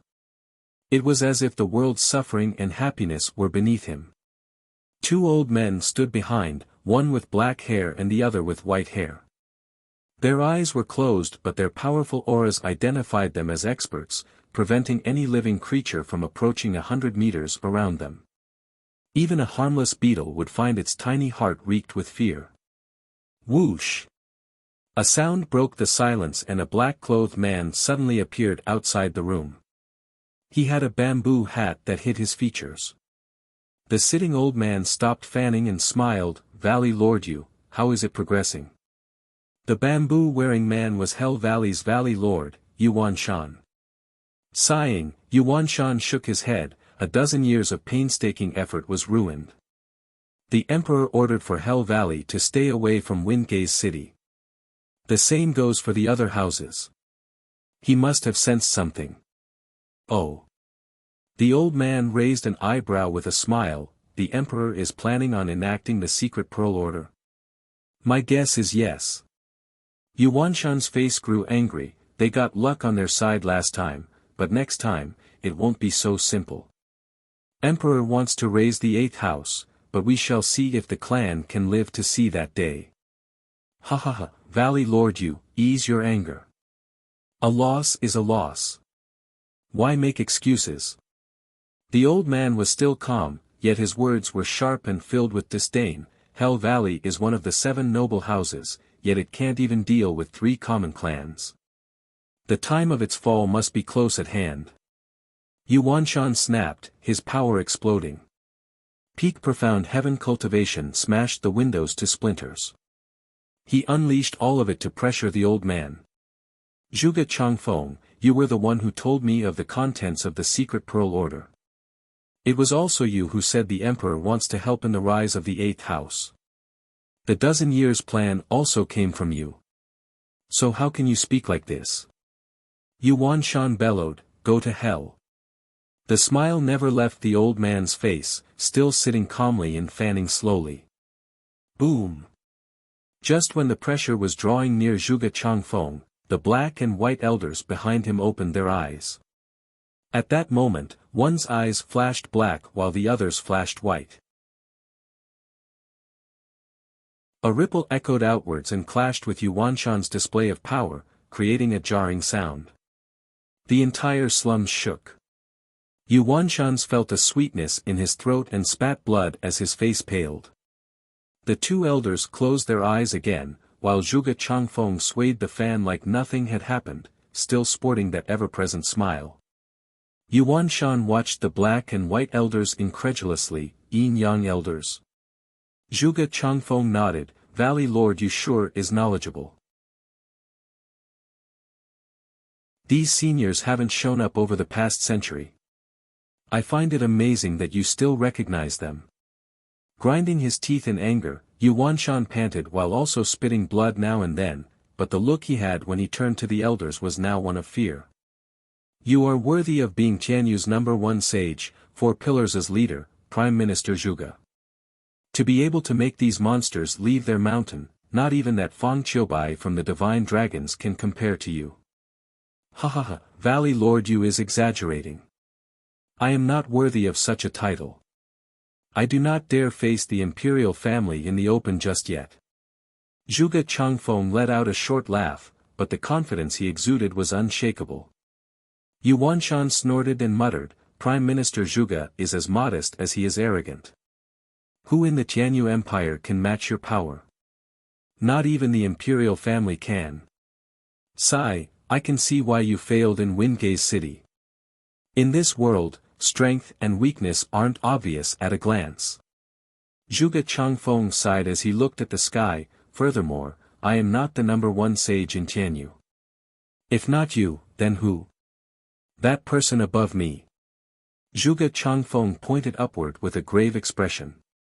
Yuan Shan disdained, you're talking about that senile emperor. Senile? Zhuge Changfeng chuckled, I've been a prime minister in the imperial court for 40 years now, and I still can't read him. Valley Lord Yu, go back. Make sure to not cause any further trouble. Zhuge Changfeng swayed his fan as his countenance went back to normal. Be careful to not give that old man the perfect chance to remove you for good. Humph, the imperial family's power is hardly enough to deal with my Hell Valley. Yuanshan grinned, but when he saw the cold look in Zhuge Changfeng's eye, he didn't continue. He just cupped his hands and vanished in the night. After Yuanshan left, Zhuge Changfeng took a deep breath and looked to the heavens. Your Majesty, what is your plan? What is the secret pearl order? 3 months later, in the misty forest at the foot of Black Wind Mountain, Zhuo Fan stood near a frigid blood pool, holding a gourd. His hands performed signs and red dots flew from the pool into the gourd. A smile tugged at Zhuo Fan's face as he watched the wiggling red dots. This blood pond was something Zhuo Fan made to raise the frigid pool snow worm. Though, its name should more aptly be frigid pool bloodworm. Zhuo Fan used a secret art from the 9 Serenities secret records to train this particular demonic creature. So it not only retained the parasitic ability of the frigid pool snow worm but it also connected to Zhuo Fan through telepathy. It could now work in tandem with him in performing a secret and evil magic art from the 9 Serenities secret records, the blood curse. The blood curse was a demonic cultivator's way of controlling his men. Once he put the blood curse on someone, they had to obey him for life. If not, the blood curse would flare up and the victim would die of blood explosion, a cruel and savage ending. But the blood curse had a fatal flaw. If the target was stronger than the caster, the later would be devoured. This wasn't anything good for Zhuo Fan. But now that Zhuo Fan had the bloodworm, this flaw could be eliminated. Since the bloodworm lived in the target's body, they would never be able to remove the blood curse. With this special demonic creature, Zhuo Fan would be in control of a large group of experts to assist him. If anyone heard of this, they'd come to kill Zhuo Fan themselves, even radiant stage experts. This demonic creature was an abomination, an affront to heaven. Any listener would shiver hearing one could make any expert into a slave. With a maniac grin on his face, Zhuo Fan took the gourd filled with bloodworms and left Misty Forest. He performed a hand sign and the forest's fog turned bloody, barring any entry. This was his rearing grounds. Why would he ever let another find it? Stashing the gourd in his ring, Zhuo Fan returned to Black Wind Mountain. On his way, he paid attention to every grass, every tree to make sure all was in order. Over the past 3 months, besides the imperial family sending thousands of spirit stones and hundreds of pills, the Veiled Dragon Pavilion also sent 2,000 spirit stones. He had enough spirit stones on hand that he could flaunt his array grandmaster's skills. Plus with the natural array here, he could still set up some decent defensive array even without such an amount of spirit stones. To the east of Blackwind Mountain was the Azure Dragon position under the Wood attribute. It was a place filled with vitality. As such, Zhuo Fan set up a 5th grade array, Poison Dragon Array. Poisonous thickets grew inside the array and the miasma above them would never scatter. Even a profound heaven expert would find it hard to escape with his life. To the west was the White Tiger position under the Metal attribute. It was a place filled with sharp and overgrown plants. Zhuo Fan set up a 5th grade array, Dazzling Gold Array. 9 suns shined brightly within the array in every direction that no one could walk with their eyes open.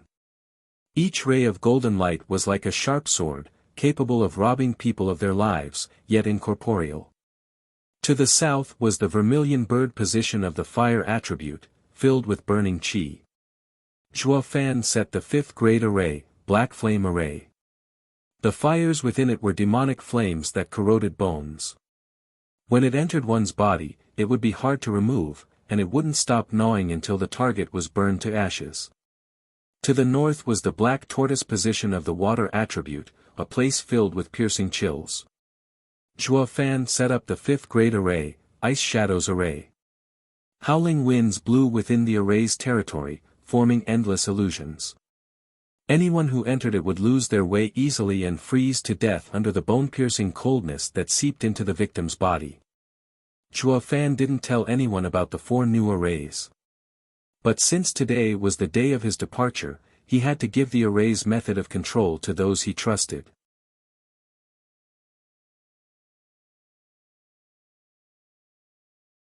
Chapter 52, Departure.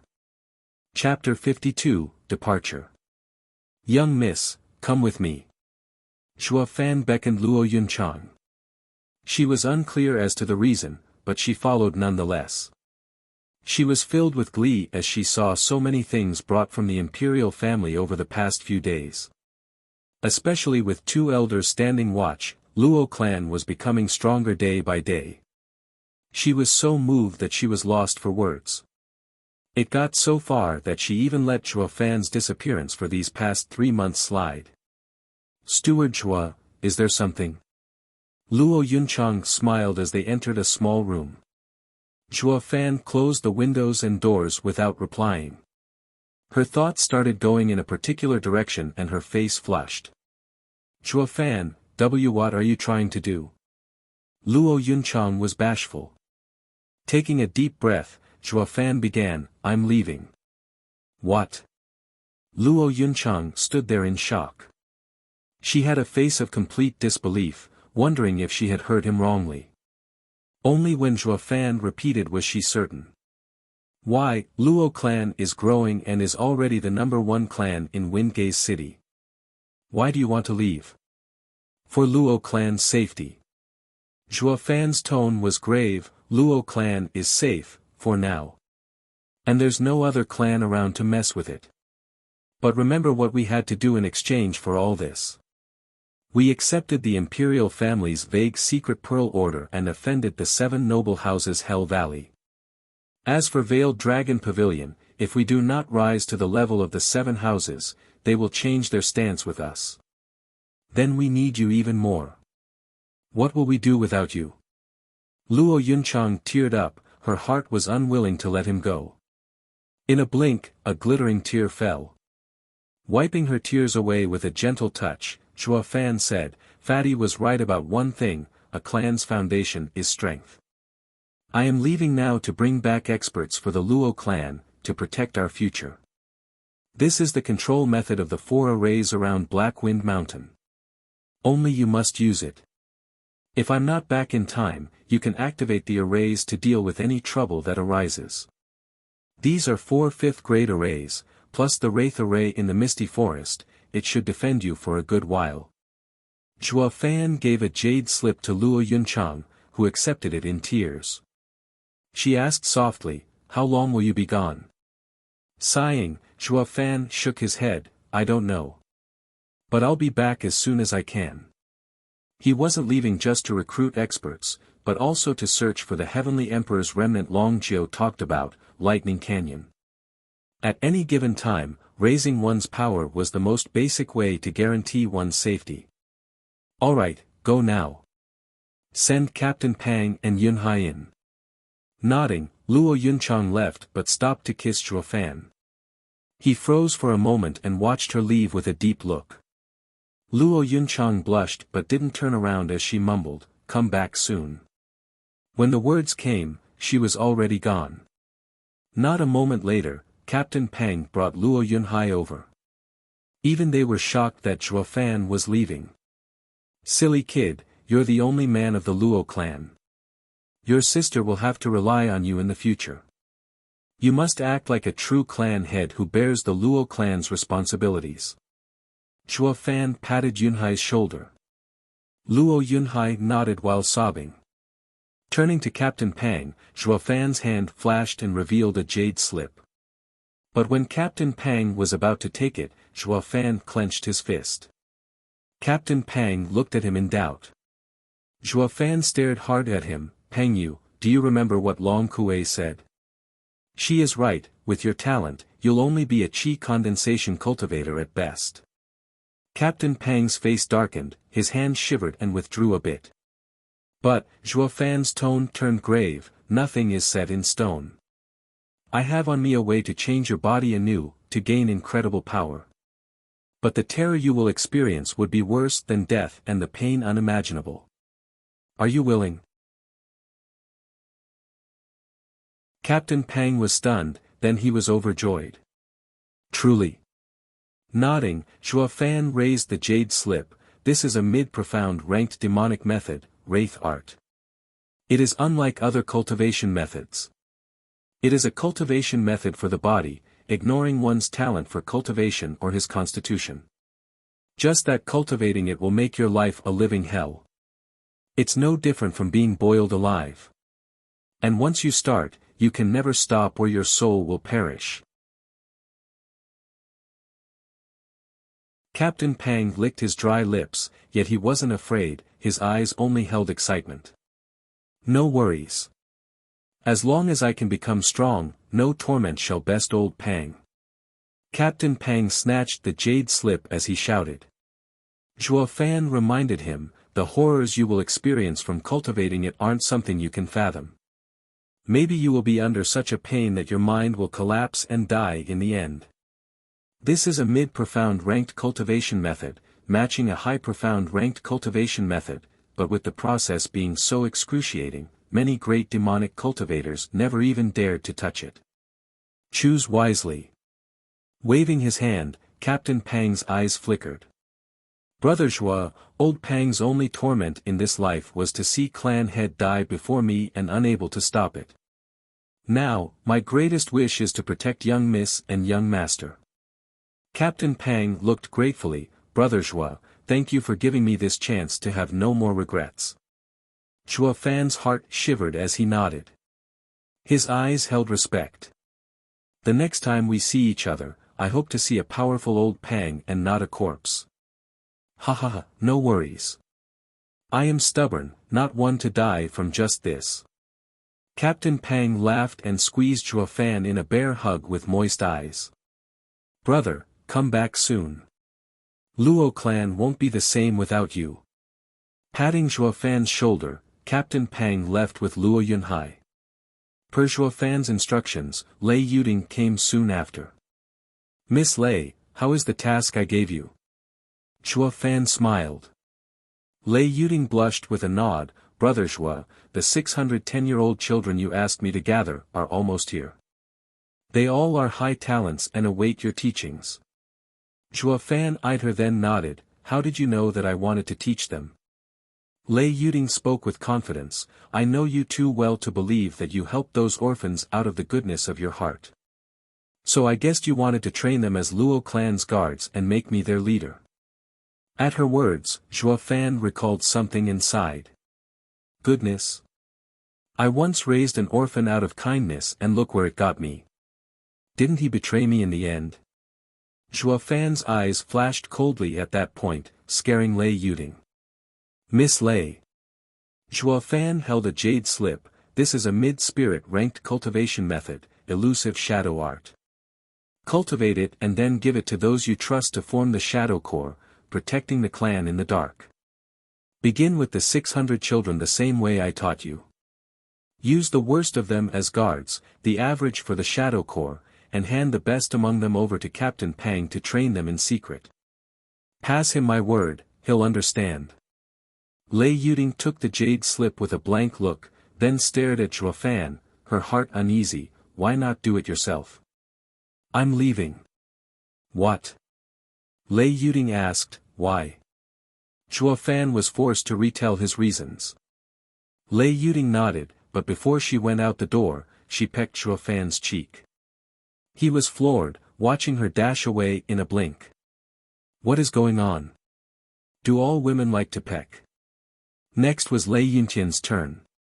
Zhuo Fan explained to him his affairs and Lei Yuntian took his instructions to heart in an honest manner. Although he was the Grand Elder, he was clear Zhuo Fan controlled everything. Elder Lei. Zhuo Fan took out another jade slip, this is the profound ranked martial art I recorded after merging the 3 clans' martial arts, Thunderwind Sweeping Dragon Art. Since this is part of the Imperial family's secret pearls order, this will be the Luo clan's best martial art on the surface. As the Grand Elder, you need to be diligent in practicing it. Lei Yuntian raised an eyebrow but nodded. Zhuo Fan put an emphasis on the words on the surface, making it clear he had other high-ranked martial arts that the imperial family was unaware of, his secret weapons. A day may come when the imperial family might discover that the 8th house they raised was out of their control. But at that time, it would already be too late. Zhuo Fan was young, but his wisdom and shrewdness drew the old man's admiration. Rest assured, Steward Zhuo, I will be the best grand elder there is. Lei Yuntian laughed, reaching an understanding with Zhuo Fan. Even without Zhuo Fan's reminder, he was clear what it meant to stand close to a ruler, and that the imperial family wasn't to be trusted. But Zhuo Fan gave this old man the nerve to tangle with this behemoth. Right, Steward Zhuo, what of Kai clan's father and son?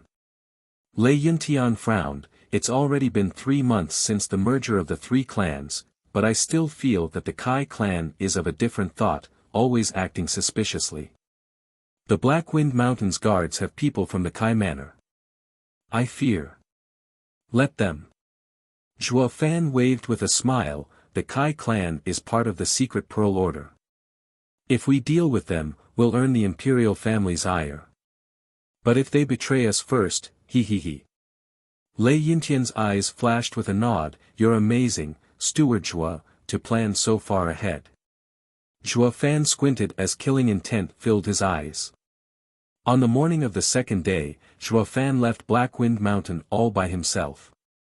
On the mountain peak, Luo Yunchang, Lei Yuding and Lei Yuntian along with other Luo clan members watched him leave. All except Kai clan's duo. But in the forest halfway up the mountain, Kai Rong and his son watched Zhuo Fan's retreating figure with cold eyes. Humph, without this wretched punk, Luo clan will fall from grace. Kai Shouting snorted, that stinky girl, Luo Yunchang, made eyes with Zhuo Fan every single day, not sparing me even a glance. With Zhuo Fan gone, Blackwind Mountain is ours. Let's see her act haughty now. Sigh, one must give credit to Zhuo Fan for his rare talent. He has Veiled Dragon Pavilion on his left and Third Prince on his right, while he himself has the power to shake the 3 clans. All of Blackwind Mountain knows the true clan head of this merged clan is him. Kai Rong shook his head. The most unfortunate thing is that he chose to be against us. Since he is leaving, we might as well take everything back. Dad, what do we do? Kai Shouting asked. Shaking his head, Kai Rong said, don't be hasty. With Zhuo Fan gone, the Luo clan is nothing. The Lei clan is our true enemy. We need to ally ourselves and become stronger than the Lei clan.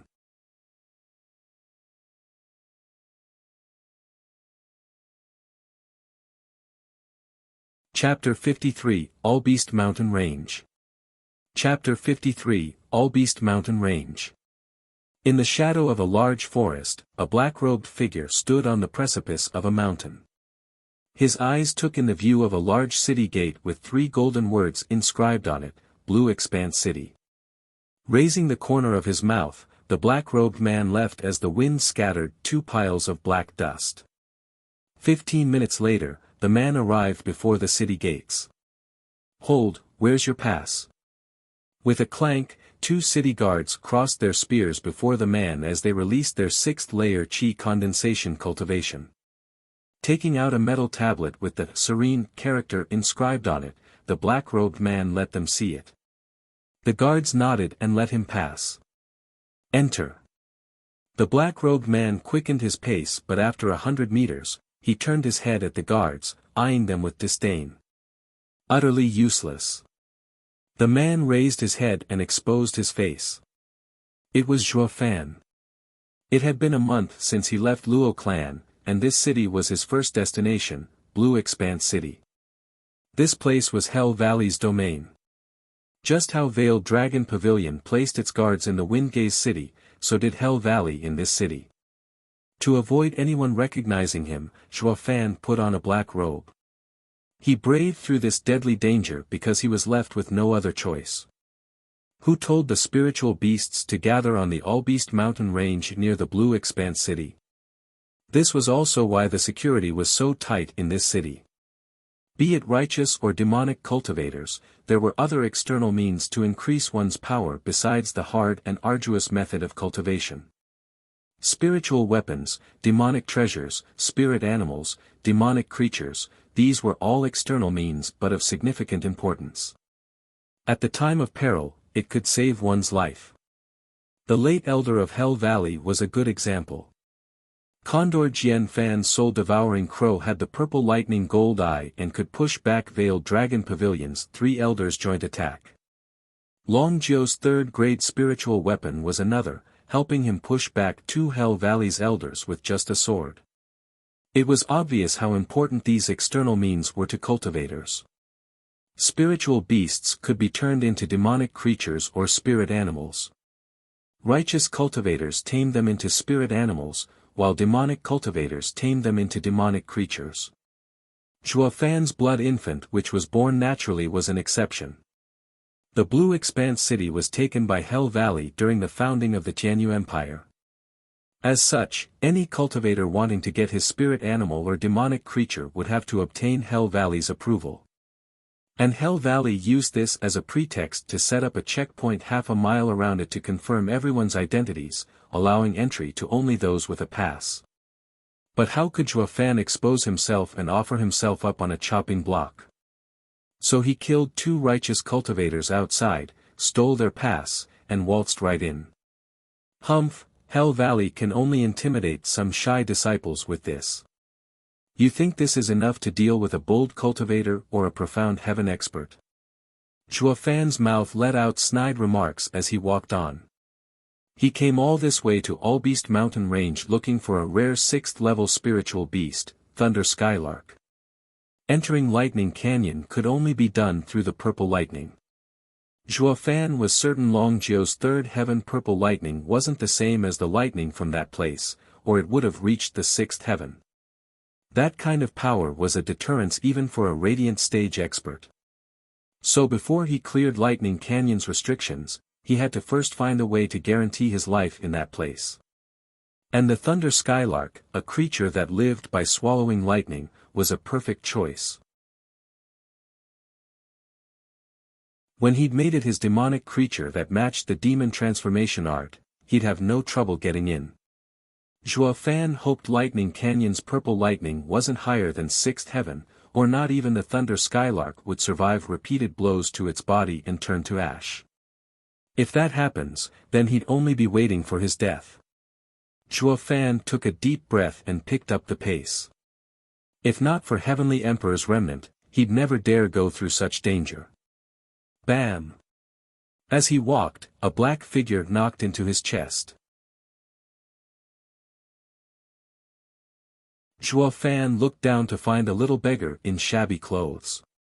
Zhuo Fan was enraged, but before he could curse, here came the little beggar's pleading voice, "Please, don't shout." Zhuo Fan frowned. Then, from his back, a group of 30 Qi condensation cultivators appeared. Because the beggar hid in front of Zhuo Fan, his black cloak was wide enough to hide the beggar.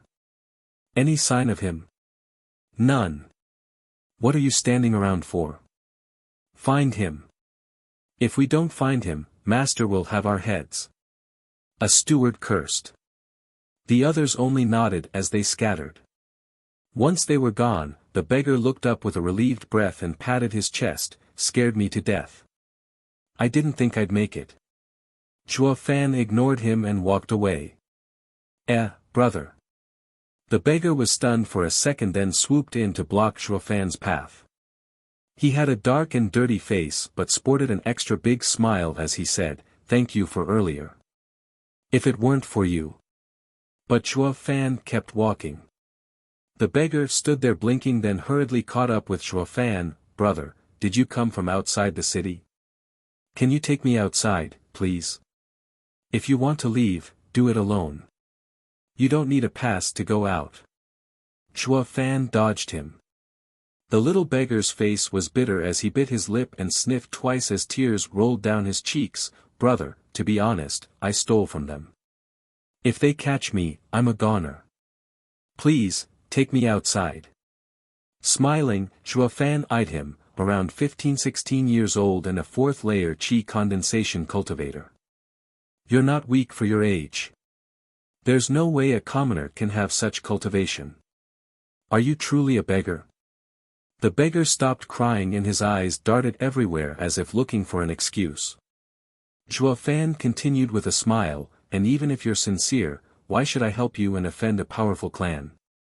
I see no reason why I need to help you. Zhuo Fan then shook his head and walked past him. The beggar stood frozen in his spot, not knowing what to do. He didn't think Zhuo Fan was pragmatic. From the start, the beggar thought Zhuo Fan to be a kind youth since he helped him once. Don't you want to go to the All-Beast Mountain Range? The beggar shouted. Zhuo Fan halted his steps. All who come here are looking to go to the All-Beast Mountain Range. What else is here, visiting Hell Valley's cemetery?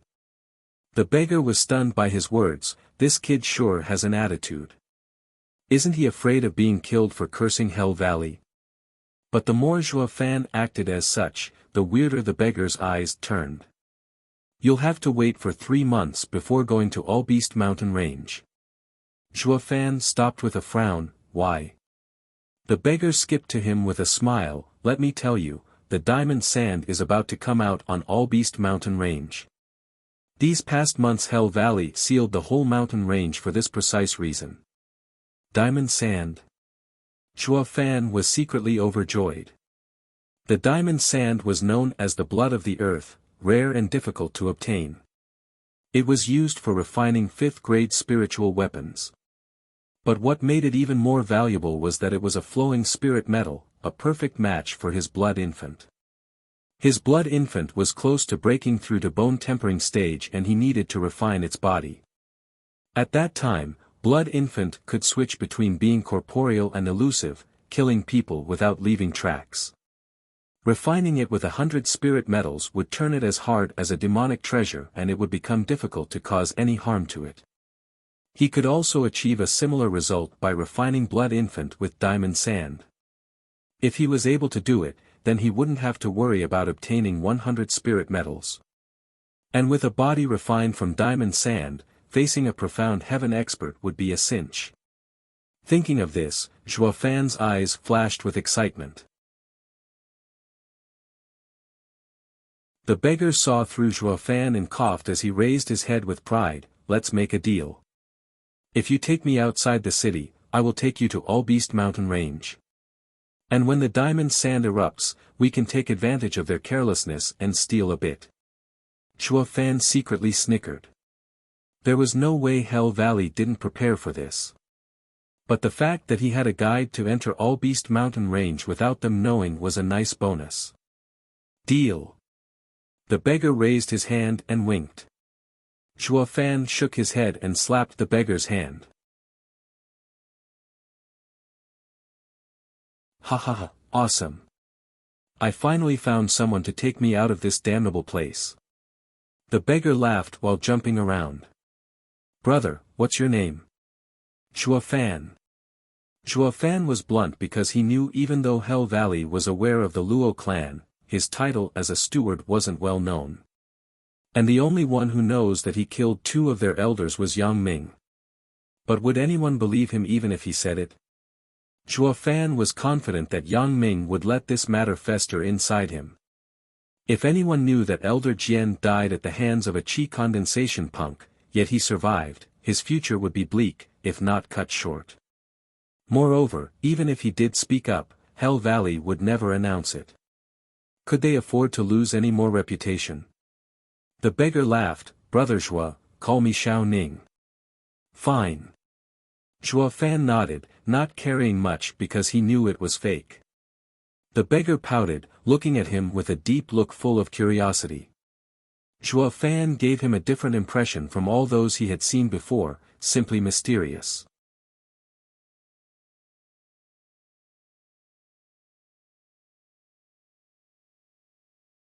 Chapter 54, He's with me. Chapter 54, He's with me. Ninger. Just when the little beggar was about to take Zhuo Fan to All-Beast Mountain Range, a yell echoed in their ears. Little beggar shivered, turning his head shyly. With slow footsteps, what appeared before the two was an elegant young master in white with tied hair. He was in front of 20 chi condensation experts donning the same clothes as the ones from the previous group. The young master ignored Zhuo Fan and glared at the beggar with rage. "You've caused enough trouble. It's time you return." Biting his lip, the beggar's eyes looked uncertain, but soon he came to a decision and stared back with a firm gaze. He dodged behind Zhuo Fan with a yell, "Brother Zhuo, save me." The young master finally picked up on Zhuo Fan's presence, merely glancing his phoenix eyes his way. "This concerns our Shui clan. If Sir does not want any trouble, I suggest you leave." Shui clan. Zhuo Fan quirked an eyebrow and stared long at the beggar. I didn't think this buddy had offended the Shui clan. Shui clan was the #1 common clan in Blue Expanse City. It had a profound heaven expert as overseer and could be considered a second-rate clan on the continent. But as Blue Expanse City was under Hell Valley's control, Shui clan was nothing more than its vassal. Zhuo Fan saw the beggar pleading with his eyes and smiled as he drew the beggar closer. The young master squinted and paled. The beggar was also surprised and a faint red tint made itself notice on his dirty cheeks. "Kid, what do you think you're doing?" the young master bellowed. Zhuo Fan snickered, "From now on, he's under me. If you want him, you'll have to pass through me first." "Absurd. Did you come to Blue Expanse City without even knowing of our Shui clan? Is our clan someone you can offend?" "Ha ha ha," Zhuo Fan laughed and shook his head. "Of course I know. Shui clan is Hell Valley's #1 dog in Blue Expanse City. You're telling me to ignore all those rare and amazing spiritual beasts on Allbeast Mountain Range for a lame dog?" The young master was about to explode from anger. The beggar was also angry and pushed Zhuo Fan. "Don't talk of Shui clan like that." Zhuo Fan was stunned. "I am venting your anger yet you still blame me. Men, seize them." As Zhuo Fan was lost for words, the young master bellowed orders. The men behind him swarmed the two. The beggar woke up to who the enemy was and hid behind Zhuo Fan. Sneering, Zhuo Fan picked up on the fact that these guards were mostly 5th layer chi condensation cultivators, with only 2 in the 6th layer. A bunch of fishes looking for death. Zhuo Fan attacked with disdain. His hand flashed red and struck with blood palm. It hit a guard's chest, and the victim felt all his blood vessels burst and his organs expand to the point of bursting. He spat blood before collapsing. Another palm flew and the next guard fell. This pattern went on and on. The group of 20 guards fell one by one under Zhuo Fan's onslaught. The young master had long been standing there in shock. Even with his 8th layer chi condensation cultivation, he would be unable to deal with 20 men like Zhuo Fan did. It was clear that Zhuo Fan was only in the 5th layer, yet his simple palm dealt each guard a serious wound. What escaped his eyes though, was that Zhuo Fan's blood palm bypassed a person's flesh and struck at the blood vessels. It was the same as ignoring the body's defense and attacking the vulnerable organs within, so of course, it was far deadlier than it looked. In but a few breaths, all guards were on the ground, knocked out. The young master witnessed it all with a solemn expression. The beggar's eyes also bulged in wonder. "So you do know a thing or two, kid. No wonder you're so smug."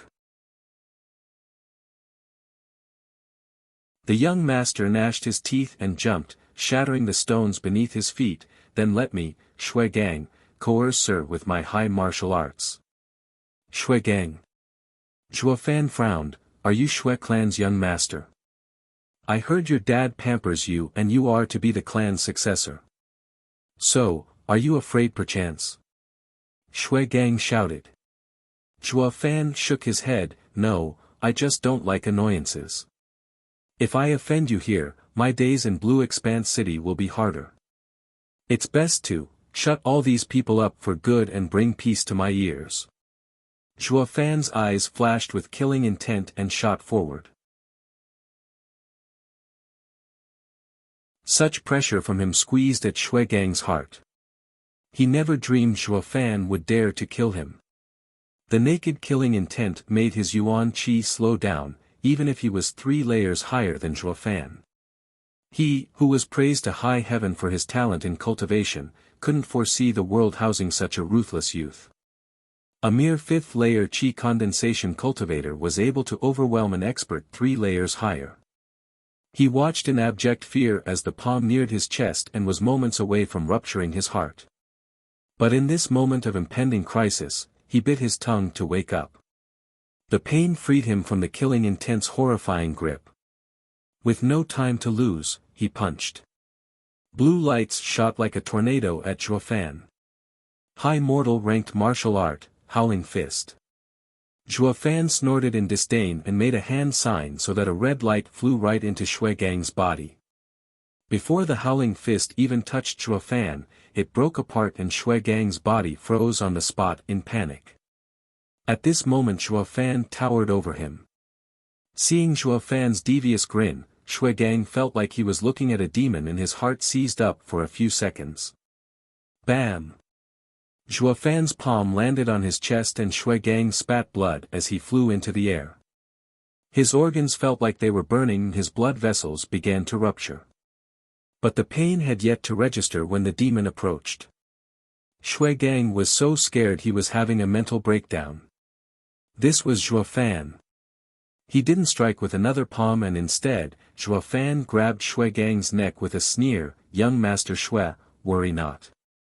After you die, your servants will follow in your footsteps, down to the last one.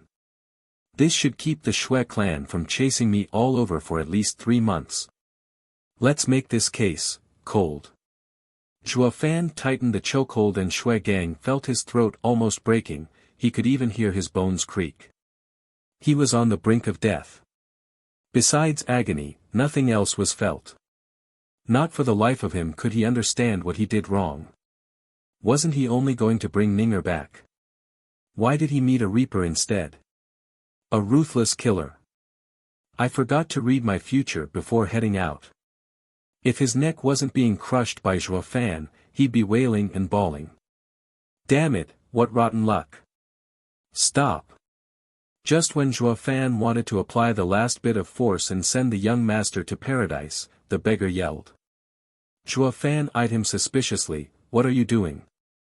Aren't they your enemies?" The beggar was filled with worry for Shui Gang's life that even tears formed in his eyes. In fact, he wanted to stop Zhuo Fan long ago, but Zhuo Fan was just too fast. He dealt with the guards in one moment, and in the next, he was at Shui Gang's throat. "Even if they are, I don't want to kill them," the beggar cried. Zhuo Fan frowned, "Why didn't you say so?" "But it's too late now. They are no longer just your enemies, they are mine too. The only ending for my enemies is death." Zhuo Fan's hand tightened and Shui Gang's eyes bulged out. He wasn't far off from dying. "If you don't release him, I won't guide you," the beggar yelled in tears. Zhuo Fan frowned. This was his first time seeing a person shed tears for their enemies. He let go and Shui Gang dropped on the ground. Zhuo Fan made a sign and Blood Infant returned as he shrugged, "Since you aren't scared, why would I be over some future inconvenience?" He wiped the tears off the beggar's little face and walked away while holding the beggar close. "Show the way, then I will take you outside the city, far from Shui clan." "Why you baddie?" the little beggar stammered. Zhuo Fan sneered, "Correct, I'm a bad man. But in this world, they are the only ones who can survive. The good guys have already left for hell." The beggar wiped his tears and looked at Zhuo Fan, unafraid. He had seen his fair share of bad people, but none rose to Zhuo Fan's level. Yet he never felt any hatred for Zhuo Fan as he did for others, instead, he felt at ease. This feeling he didn't express, but it felt nice anyway. An hour later, a black figure appeared standing in Zhuo Fan's previous position.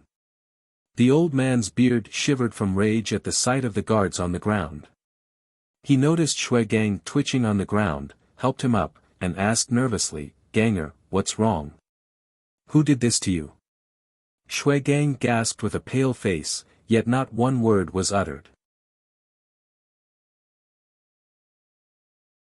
The old man looked him over and found that only Shui Gang's insides were wounded, while below him was a puddle of water. He gave Shui Gang a pill, then let out a long breath. But Shui Gang's injury astonished him. His wound wasn't heavy, only needing a month to heal. But his mind, however, had received a heavy shock.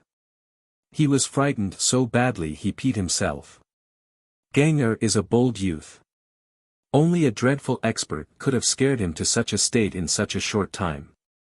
The old man was bewildered as he pondered for a long time. In the end, he shook his head and left with Shui Gang. No matter who it was, any who dared offend Shui clan in Blue Expanse City would have another thing coming.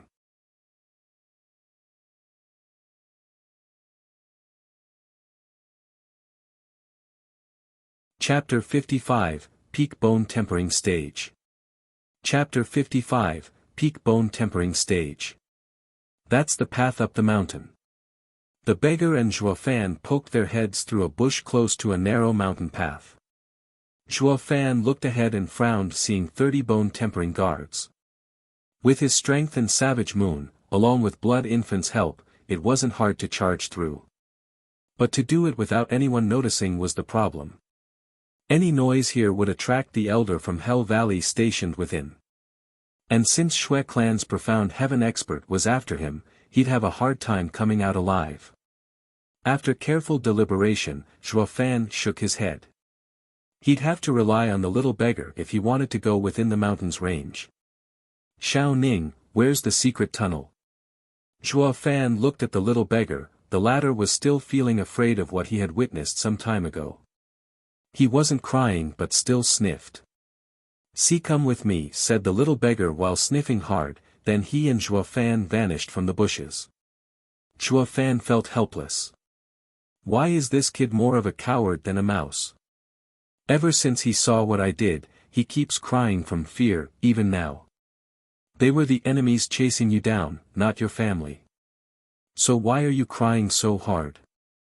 Zhuofan secretly cursed but was resigned to his fate. Who told him to agree to this little beggar's deal?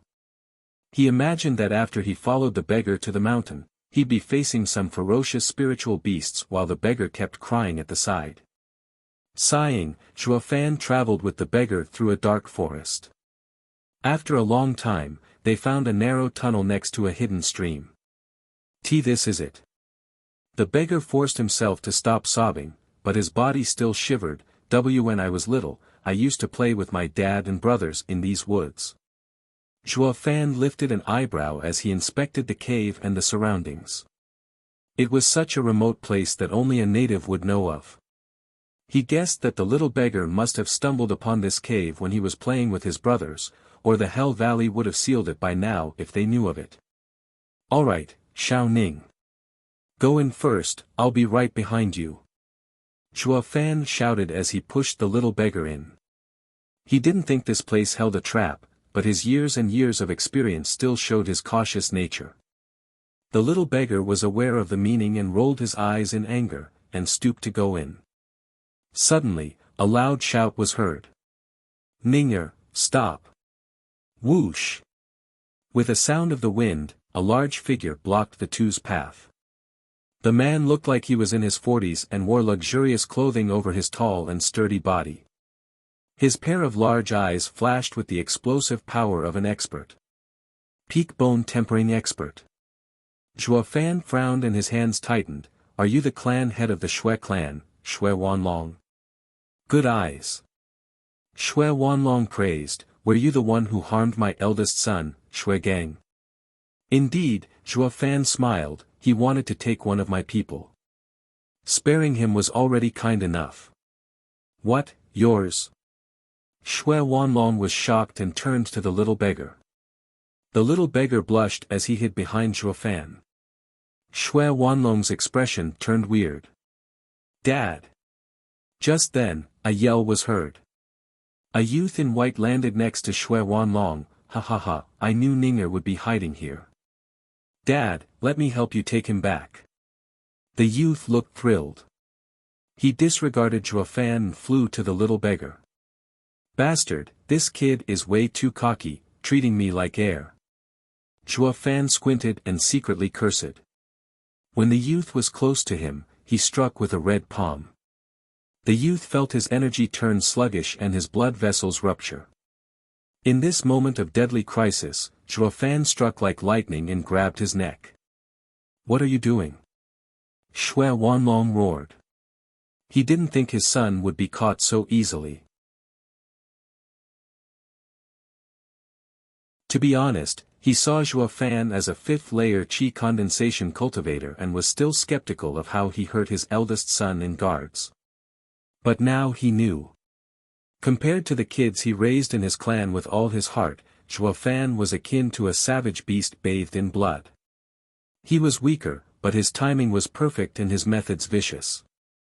Before Zhuo Fan, his two sons were nothing more than greenhouse flowers.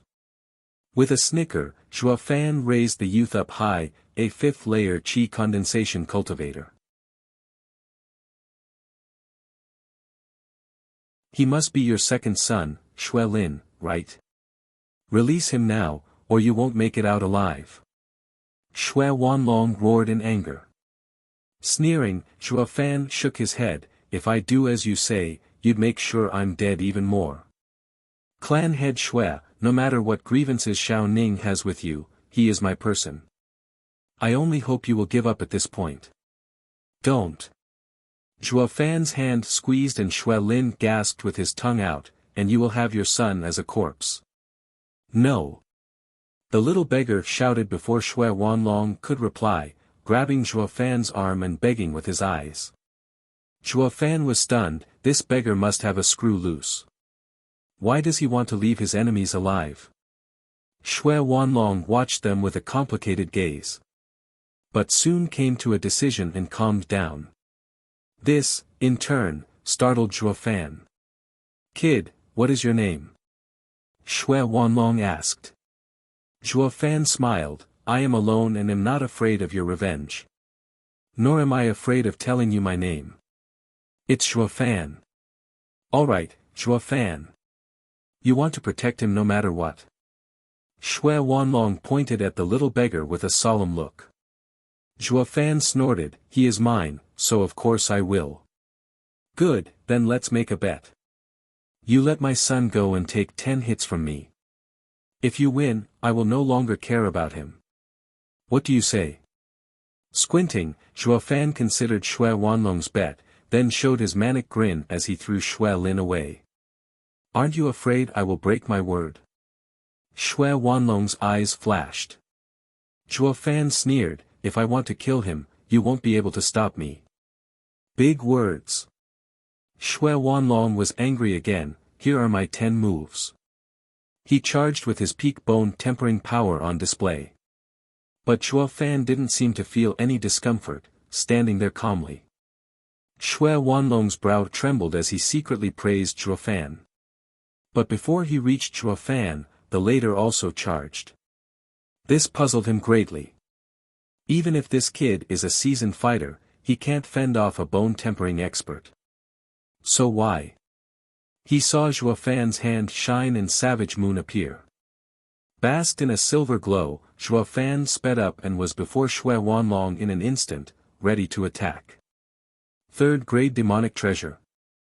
Shui Wanlong was shocked and turned to the side in an attempt to dodge. But a red light darted out from Zhuo Fan, aimed at Shui Wanlong. Got you. Zhuo Fan grinned with killing intent. But just as Blood Infant was about to enter Shui Wanlong, it was repelled. As it bounced off, Zhuo Fan felt his blood stirring from his connection with it. His hand moved and he slashed with Savage Moon. The silver light trailed past Shui Wanlong's face. When both of them stopped, Zhuo Fan was standing in Shui Wanlong's original place with a solemn look. Just now he had planned to take Shui Wanlong's life in one hit by using Blood Infant and Savage Moon. But unexpectedly, Blood Infant bounced off and the recoil veered his attack. He turned back to see Shui Wanlong's chest flash, and shouted, second-grade defensive demonic treasure. His heart grew heavy having found out the reason. Against such a defensive demonic treasure, his chi condensation blood infant was useless. He could only rely on Savage Moon in this battle.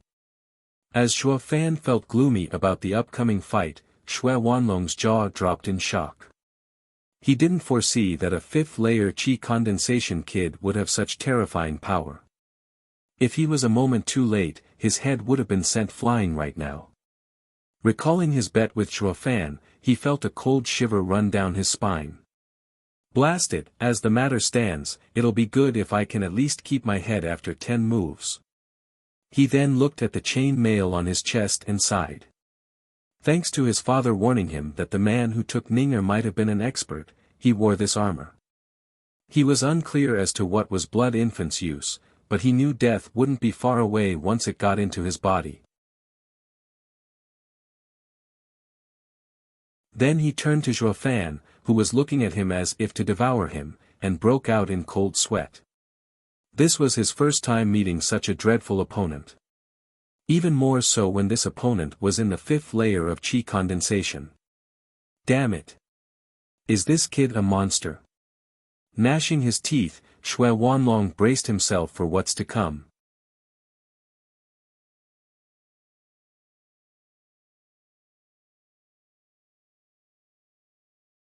Chapter 56, Mystifying Phantom Step.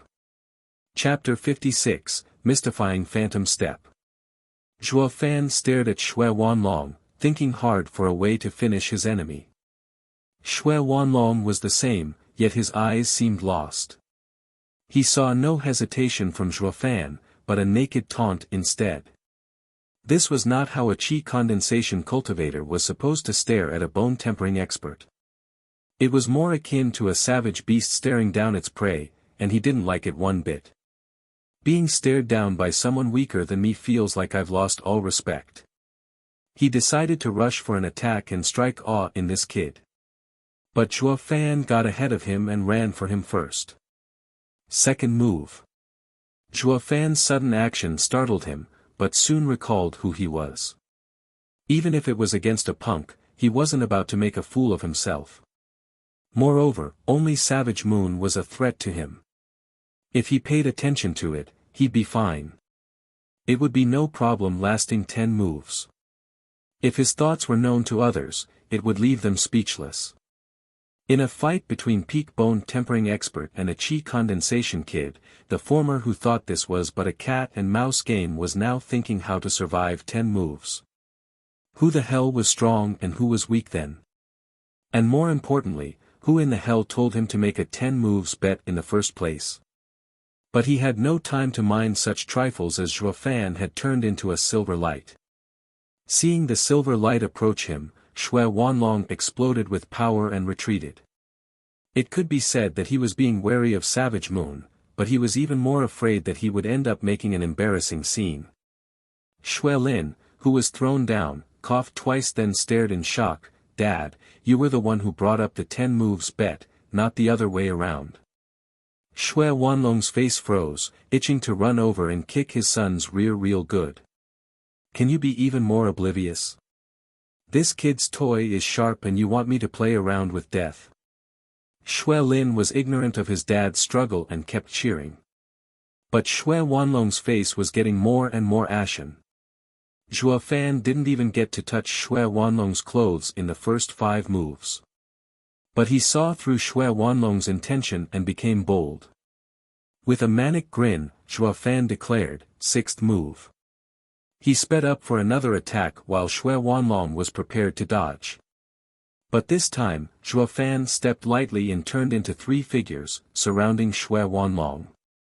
3 silver lights approached Xue Wanlong in a threatening manner from different directions. Xue Wanlong was startled. But as a peak bone tempering expert, he didn't lose his calm. He kicked the ground and made it explode. The force helped him dodge backwards, almost enough to escape the encirclement. But Zhuo Fan sneered and stepped again. Whoosh! The images dissipated. However, Zhuo Fan appeared from behind Xue Wanlong and cut past his ear. Low spirit ranked martial art, mystifying phantom step. The two stopped again, with Zhuo Fan standing 3 meters away from his opponent with a smile. Xue Wanlong stood there watching a strand of black hair floating before him. I lost. He couldn't believe it. What was meant to be a test for the kid, ended with his complete loss in the 6th move. He didn't sense Zhuo Fan behind him, but since Zhuo Fan could cut his hair just as well, it could have been his head. In other words, Zhuo Fan was going easy on him. Xue Wanlong swallowed dryly. He was going all out from the 2nd move. But even so. Impossible. The beggar and Xue Lin yelled at the same time. They found it hard to accept that such a powerful expert lost to their peer. Dad, you must have gone easy on purpose, right? Xue Lin ran next to Xue Wanlong with expectation in his eyes. But Xue Wanlong didn't comment.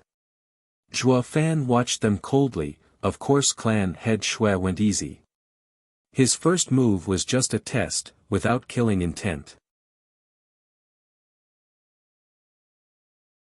If Dad hadn't gone easy, you'd be dead.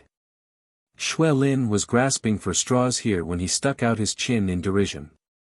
But Zhuo Fan just sneered, terribly sorry, your dad didn't go all out.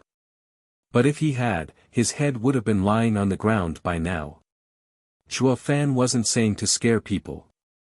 Although his first attempt with Blood Infant failed, it only meant that he lost the initiative completely. And that didn't equal losing his chance to kill Xue Wanlong. A bone-tempering expert lacks speed in comparison to a profound heaven expert. With Savage Moon's assist, Zhuo Fan's speed matched a bone-tempering expert. So, he still had a chance with his speed. What was left then was to deliver a killing blow at the perfect timing. If Zhuo Fan was in the 4th layer of qi condensation, it would have been impossible. But in the 5th layer, he could use spirit-ranked martial arts. And the first one he trained was Mystifying Phantom Step.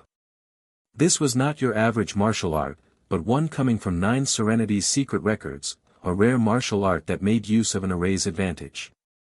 The phantom part wasn't important, but it was crucial to bait the opponent. The true killing move came from the mystified path he drew his opponent in. With this martial art, Zhuo Fan could teleport anywhere within a short range. During their fight, the phantoms took all of Xue Wanlong's attention and made him ignore the sudden appearance of Zhuo Fan behind him. If Zhuo Fan had sensed any killing intent in their fight, he would have chopped Xue Wanlong's head off. Xue Wanlong was more than clear on this and accepted his defeat. Zhuo Fan, with a sigh, Xue Wanlong stared at him solemnly, you're the most reliable youth I've ever seen. I will leave Ning'er with you. Don't fail him. Zhuo Fan was puzzled, what does he mean by that? But Xue Wanlong didn't explain and hugged the little beggar. Ning'er, go and don't return. Follow your dreams. Dad. The little beggar cried rivers. Zhuo Fan watched in shock, Dad. When did Xue Wanlong have a 3rd son? But soon, he yelled, hold on, your 3rd young miss, Xuaningxiang. Rolling his eyes, Xue Wanlong patted Zhuo Fan's shoulder, kid, I thought you were smart, but you found this out only now. Anyway, you said it yourself that she is yours, so I am leaving her in your care.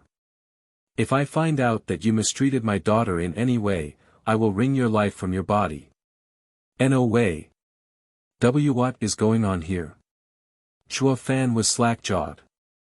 All this time he'd been fighting the little beggar's father and was so close to ending her entire family. It's obvious now why she always glared at me with such hatred. Sighing, Xue Wanlong took one last look at his tearing daughter and left with Xue Lin. After going some distance, Xue Lin said, Dad, if we don't get Ning'er back, how do we explain it to Hell Valley? Quiet, I have a way. Xuaningxiang. Zhuo Fan stepped before the little beggar and tossed her cap. Jet-black silky hair cascaded. The little beggar, who was still lost in tears as she watched her father leave, yelped when this happened and hurriedly held her head. She faced him with a blushed face but didn't meet his eyes. Miss Ning, what's your game? Here I was fighting with your father thinking of helping you vent your anger but, in fact, it was for nothing. Xuaningxiang took 2 steps back, muttering as she looked at his angry face, Brother Zhuo, don't be angry. I only want to leave the city while you want to go to All Beast Mountain Range. We'll each get what we want. Zhuo Fan was startled. Then again, she's right. As long as I get what I want, who cares if they're a family of archenemies? Each gets what he wants. This Missy speaks reason. Will I, demonic emperor, get angry because she lied to me? Anyway, this has nothing to do with me. But then Zhuo Fan was startled once again. Since when have I been so emotional? With a frown, Zhuo Fan recalled everything that happened since his rebirth. He then realized that being in contact with the Luo clan over the past months made him show consideration to the people around him, even without his knowledge. This wasn't how a demonic cultivator acted at all. Damn it, I don't need these useless feelings. I have to change. I have to. Zhuo Fan reminded himself again and again. His face then turned serene, void of any emotion. Xuaningxiang, let's go. Zhuo Fan pointed at the cave and said in a cold tone, once I'm done with All Beast Mountain Range, I will take you out. At that time, our deal is done. Xuaningxiang looked long at him then nodded. Zhuo Fan's behavior changed way too fast as if he was a different person. To begin with, Zhuo Fan wasn't a good man in her mind but now he became neither good nor bad, but cold and unfeeling. If you find any errors, ads pop up, ads redirect, broken links, non-standard content, etc.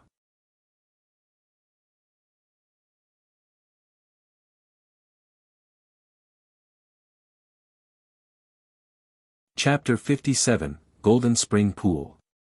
Chapter 57, Golden Spring Pool. All Beast Mountain Range, deep in the forest. In a remote thicket, a rabbit was chewing on tender juicy grass. Suddenly, the rabbit straightened its ears and bolted. A moment later, a black hand extended out from the ground followed by the slow crawl of the little beggar.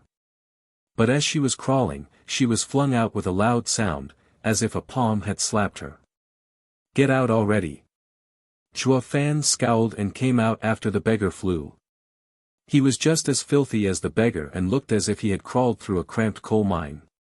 The tunnel was winding and almost half a mile long, it was also damp and smelled of rot. He couldn't understand for the life of him what was so great about playing in this place as kids. Xuaningxiang got on her feet, rubbed her rear and then glared at him, you're the worst. I show you the way and this is my thanks. Yes, I'm a scoundrel. Zhuo Fan didn't argue with her and had his eyes peeled, scanning the surrounding as he heard the seldom roar of spiritual beasts. He now knew that this was indeed All Beast Mountain Range. Looking at his filthy appearance, he shook his head and turned to Xuaningxiang, hey, is there any river nearby? Rolling her eyes, Xuaningxiang began walking, follow me. Zhuo Fan smiled and followed her. 15 minutes later, the sound of water reached their ears. He perked up and sped. His eyes were soon rewarded with the sight of a wide river flowing with clear water and small fishes. With a shout, Zhuo Fan leapt in despite a female's presence. His clothes then flew out. Xuaningxiang whipped her body around in shame and snapped, you rogue, what are you doing? What do you think, bathing? Zhuo Fan snorted as he bathed with no regard to her presence, I'll get out after I finish. Do what you want. If you wish, we can bathe together, I don't mind. Damn you, who wants to bathe with you? Xuaningxiang didn't turn around, only mumbled with irritation, shameless. Zhuo Fan heard her loud and clear though. If demonic cultivators cared about reputation, what are righteous cultivators then? A quarter of an hour later, Zhuo Fan came out of the river and put on a new robe from his ring. He patted Xuaningxiang's shoulder, let's go, where is the diamond sand going to appear? Xuaningxiang was a bit nervous seeing Zhuo Fan wanted to leave. She stood there in hesitation and was too embarrassed to speak. Zhuo Fan raised an eyebrow. What? Show the way. Didn't we have a deal? But, Xuaningxiang muttered shyly, I haven't washed yet. Zhuo Fan's eyebrow twitched and he exposed an enigmatic smile. I told you to wash but you refused. Since you haven't, then that's that. I won't avoid you either way. But. Xuaningxiang was even more embarrassed now. She put on a disguise to run away from home. But she was a girl, and girls loved beauty, so how could she allow herself to stay dirty? Zhuo Fan knew this too, but he was just teasing the hell out of her. Who told her to deceive me? Xuaningxiang was swaying from one foot to the other but didn't speak. But when she caught Zhuo Fan's faint smile, she knew he was teasing her. Pissed, she threw her hat in his face and walked to the river. But after a few steps, she turned to warn Zhuo Fan, why you better not peek. Zhuo Fan mocked as he left, I'm not interested in unripe fruits. Unripe? Xuaningxiang was startled, then looked down at her chest and pushed it out unconvinced, Humph, where am I unripe? But Zhuo Fan had already disappeared among the trees. Xuaningxiang pouted and returned to the river with a gloomy heart. Half an hour later, Zhuo Fan was laying carefree on a bush, holding a straw in his mouth and contemplating his next course of action. The bushes around him moved at that moment and Zhuo Fan looked over with a smile. Oh, you're finally done. Little miss, can we go now?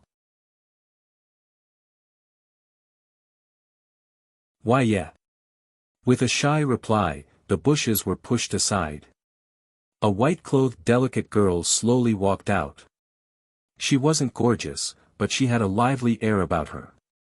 She was like a bouquet of fresh and pure flowers. Even Zhuo Fan was startled by her image. He didn't think that the dirty little beggar from before would transform into a gentle swan. Xuaningxiang reddened a bit from his constant staring. She coughed and Zhuo Fan smiled embarrassingly. Lady Xue, please lead the way.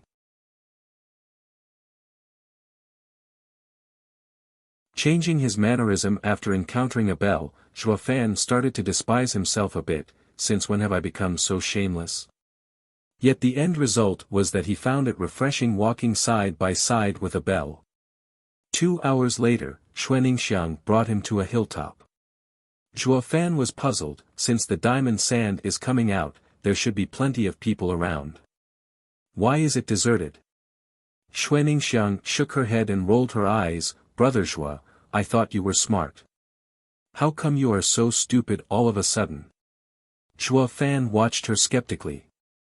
If we go in right now, we will be caught. That is why I led you here. Xuaningxiang pulled Zhuo Fan's hand and went higher up the hill and pointed, that is the place where the diamond sand will erupt. Looking over, Zhuo Fan saw many figures, 50 in number, defending a pond. The pond seemed to be connected to a hot spring as it was bubbling. In the center, on a stone rising from the water, sat a gray-robed white-haired elder with his eyes closed. The air was warm around him but the steam from the hot spring vanished the closer it got to him. So much so that not even his hair was wet. Such deep cultivation. Is he a profound heaven expert? Zhuo Fan frowned in panic. Suddenly, that elder snapped his eyes open and looked in Zhuo Fan's direction. His eyes were sharp and landed like lightning on his position. Get down.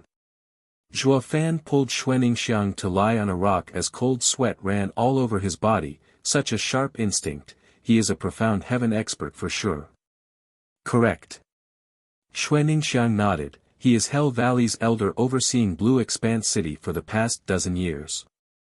Last month he found that the Golden Spring Pool released a lot of diamond sand and has stood watch here ever since. The 50 people around him are also bone-tempering experts. Zhuo Fan nodded. Before diamond sand erupted, it would cause the flowing gold tide. But the flowing gold tide would only contain trace amounts of diamond sand. But 3 months from then, the diamond sand would erupt for sure. To get all the diamond sand before others, they placed guards. But who is to say the diamond sand would erupt from here? Zhuo Fan frowned as he thought. With his power, he had no hope of stealing the diamond sand, unless... His eyes flashed and pulled Xuanningsiang off the hilltop. What, you have a way? Seeing Zhuo Fan confident, Xuanningsiang was startled. She was already shocked that he could beat her family, but could he also have the power to win against a profound heaven cultivator and a team of bone-tempering experts? Zhuo Fan shook his head. If you can't beat them, outwit them. Let's go, I want you to find a little pet for me. Xuanningsiang was puzzled. In the golden spring pool, the elder's eyes were filled with confusion. Did I sense wrongly? At the same time, in Blue Expanse City, Xue Wanlong took Xue Lin's dirty figure home. In the main hall of the Xue clan sat a wizened old man in the seat of honor, watching the two. Then he suddenly jumped to his feet. How was it? Did you bring Ninger? Did you deal with the culprit that harmed Ganger? Sighing, Xue Wanlong shook his head. Dad, I let them go. That kid is not bad, so I entrusted Ninger to him. As for him injuring Ganger, he did not know any better. As long as he takes care of Ninger, I do not mind it. What, that man is Ninger's, the old man spouted in shock. Nodding, Xue Wanlong said, that kid said Ninger was his. Ninger was also willing, so we can assume so. Fool. The old man slapped the table with a howl. Wanlong, no matter who the kid is, even if you disregard what he did to Ganger, Ninger can never ever be taken away. You know that if she leaves, our Xue clan. Even though he was angry, his eyes revealed sadness. Xue Wanlong looked at his father with firm eyes as he said, Dad, let Ninger go. I will take full responsibility.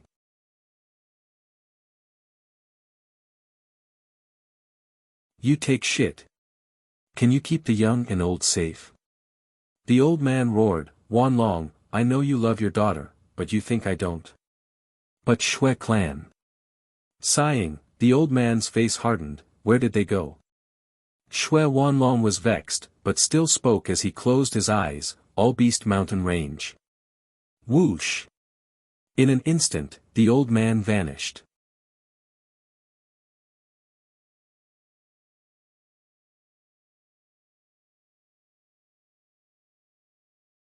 Chapter 58, Mystery Guy. Chapter 58, Mystery Guy. Zhuo Fan and Xuanningsiang were searching through bushes in All Beast Mountain Range. Xuanningsiang was unsettled, not knowing where he was going with this. Zhuo Fan suddenly shouted in glee and held out something dirty. Found it. Xuanningsiang blinked in curiosity at the thing. What is it? What does it do? Sweet potato. Zhuo Fan gave a vague smile and continued, the one thing that first-level spiritual beast burrowing mouse likes the most.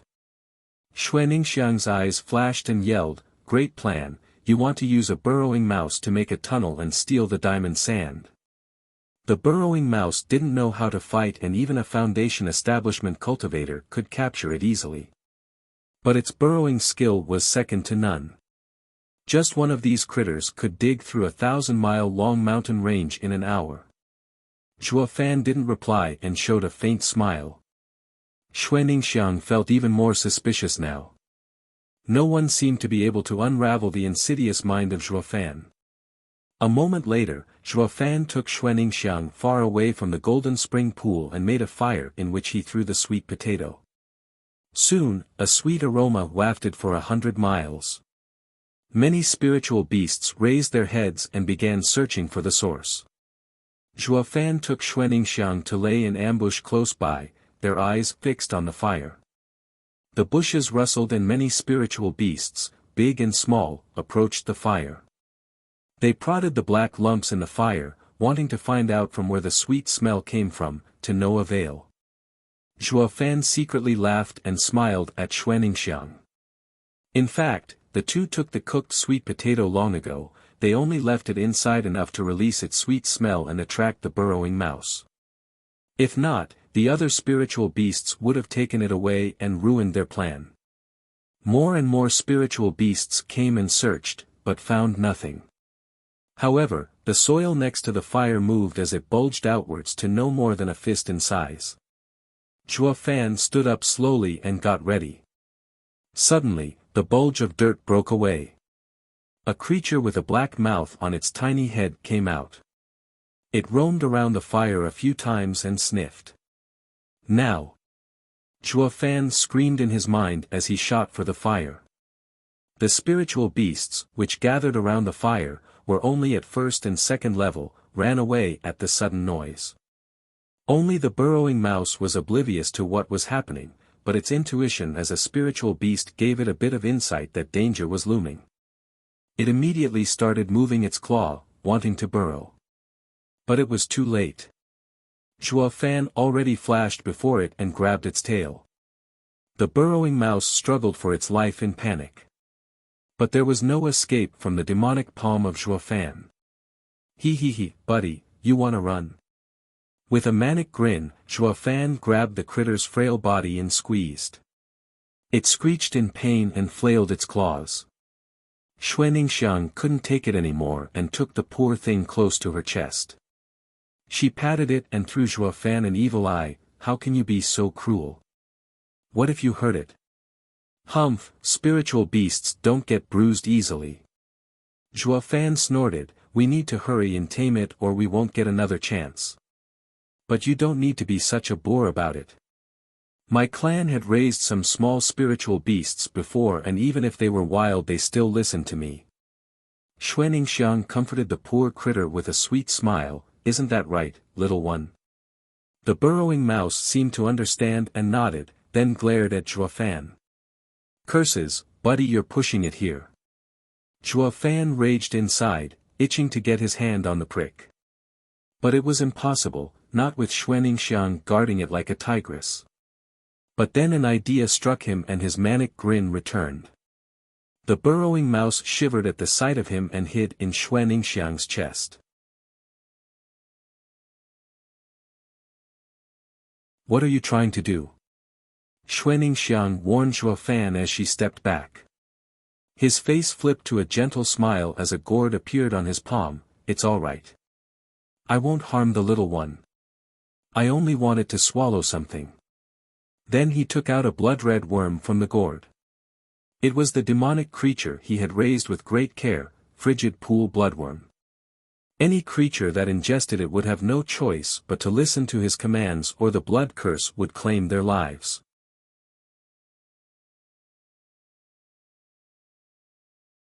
If not for time being an issue, he wouldn't have wanted to waste a bloodworm on a first-level spiritual beast. What is that? So disgusting. Xuaningxiang frowned and took another step back. The burrowing mouse also sensed the danger and hid in her chest. Zhuo Fan was dead serious. We have two ways we can tame the little guy fast. Either let me train it for a day, or he eats this. Xuaningxiang saw Zhuo Fan's face and she knew if she refused, he'd use force. Helpless, Xuaningxiang took the burrowing mouse out and patted its head. Little one, it's better if you eat it.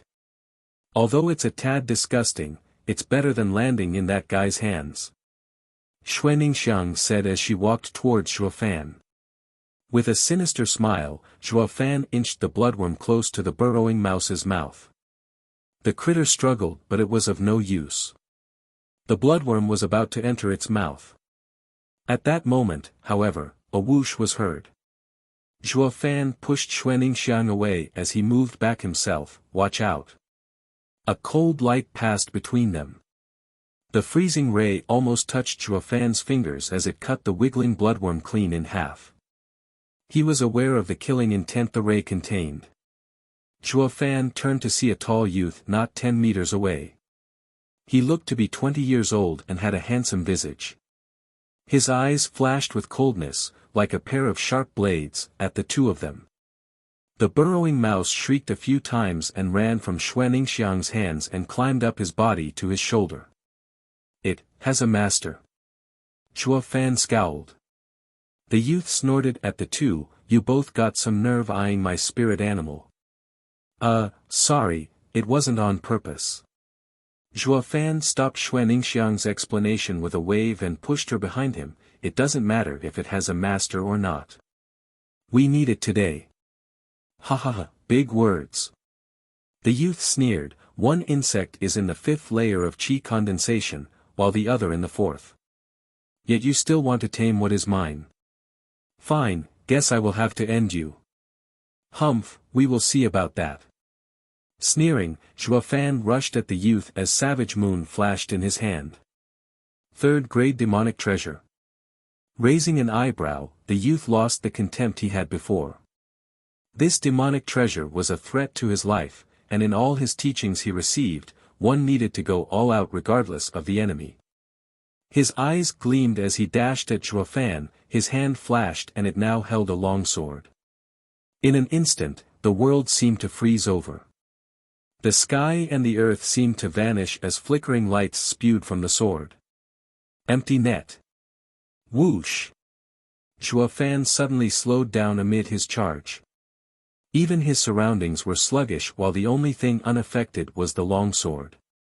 Profound ranked martial art, 7th layer of bone tempering stage, and 4th grade spiritual weapon. Squinting, Zhuo Fan started to take this seriously. This youth wasn't average. It was hard enough reaching such cultivation at his age, but he had also grasped a profound ranked martial art and used a 4th grade spiritual weapon. In the Tianyu Empire, rare were those like him even in the 7 noble houses. And exactly that was the answer. This man could be a core disciple of the 7 noble houses, perhaps even an inheritor. Today Zhuo Fan offended him and tomorrow trouble would come knocking. The only choice was to kill him. In an instant, Zhuo Fan's eyes exploded with killing intent. The youth was startled. Am I not the one holding the advantage? Why is this kid releasing such thick killing intent? Does he think he can actually kill me? The next moment, however, Zhuo Fan's action left him pale. Despite knowing that he was slowed down, Zhuo Fan only took a step and turned into 5 images of himself. Sneering, the youth grinned, think you can act tough with such a base-level killing move? The youth's sword turned into 5 and struck each figure down.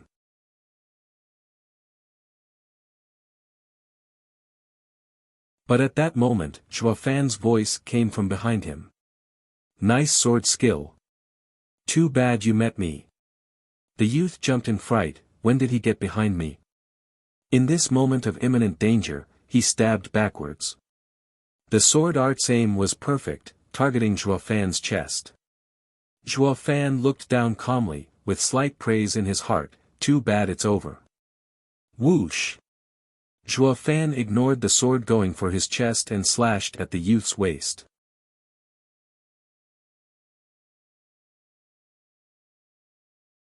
If this continued it would end with Zhuo Fan being gravely wounded and the youth dead. A wound for a kill, worth it.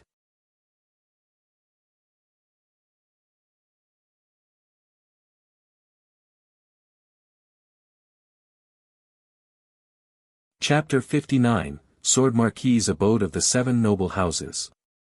Chapter 59, Sword Marquis Abode of the 7 Noble Houses. Ding! Zhuo Fan slashed with full power, but a metal screech echoed and Savage Moon bounced back. He squinted as his heart was in a panic. This punk has a spiritual armor besides the spiritual weapon. But the timing didn't even let him think. The youth's sword was getting dangerously close to his chest. In this wound for a kill scenario, his opponent would come unharmed while he would be too wounded to continue fighting. Damn it, I miscalculated this time. Zhuo Fan secretly cursed and used the Savage Moon's rebound to save himself. Not for the life of him did he think this freakin' punk to be this rich. Even an elder from Hell Valley had a single demonic treasure at best. But this punk here was wielding one while wearing another. Who the hell is he? Bam! With no more time to think, Zhuo Fan's Savage Moon and the golden sword struck each other. With a loud sound, Zhuo Fan flew back due to the force. The blood in his chest flowed erratically and forced him to spew blood. He hit the dirt and the Savage Moon clanked next to him in two. His brow shivered as he turned solemn. He has a 4th grade spiritual armor on him that my blood infant can't get through. The only way to hurt him was with Savage Moon. But Savage Moon is now in pieces. This was the first time since his rebirth that Zhuo Fan met such a danger to his life. The youth was in the 7th layer of bone tempering stage, had a spiritual weapon, had a spiritual armor, and even profound ranked martial arts.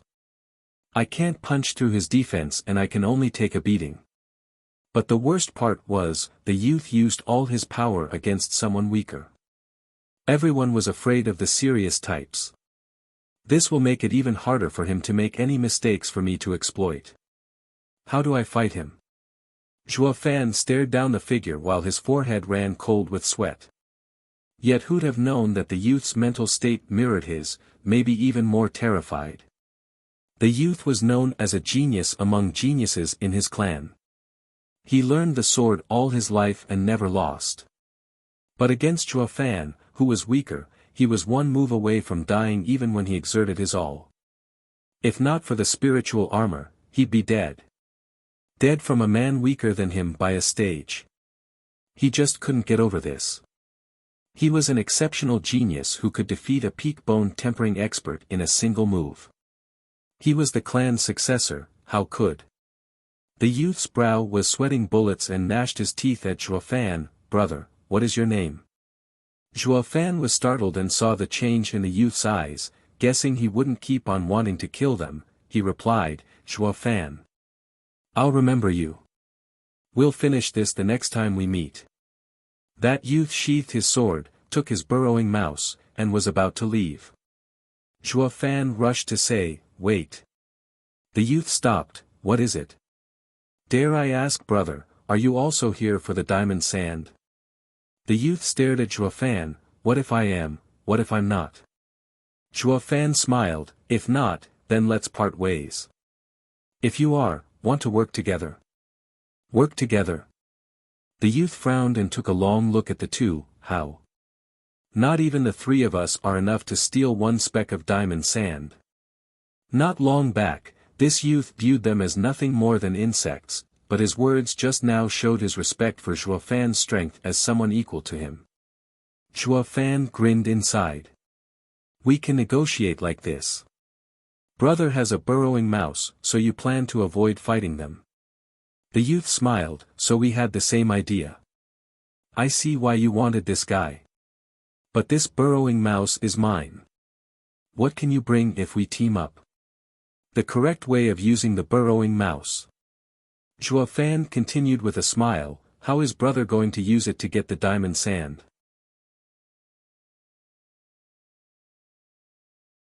The youth squinted, and replied with another question, how about you? Dig a tunnel, wait for the diamond sand to erupt, and we steal some. Xuaningxiang spoke out of turn. But her response only earned the laughter of the two until her face went red. She glared, why are you laughing? Am I wrong? The youth shook his head, lady, they have a profound heaven expert, so how could it work? You'll be caught before you even make a move.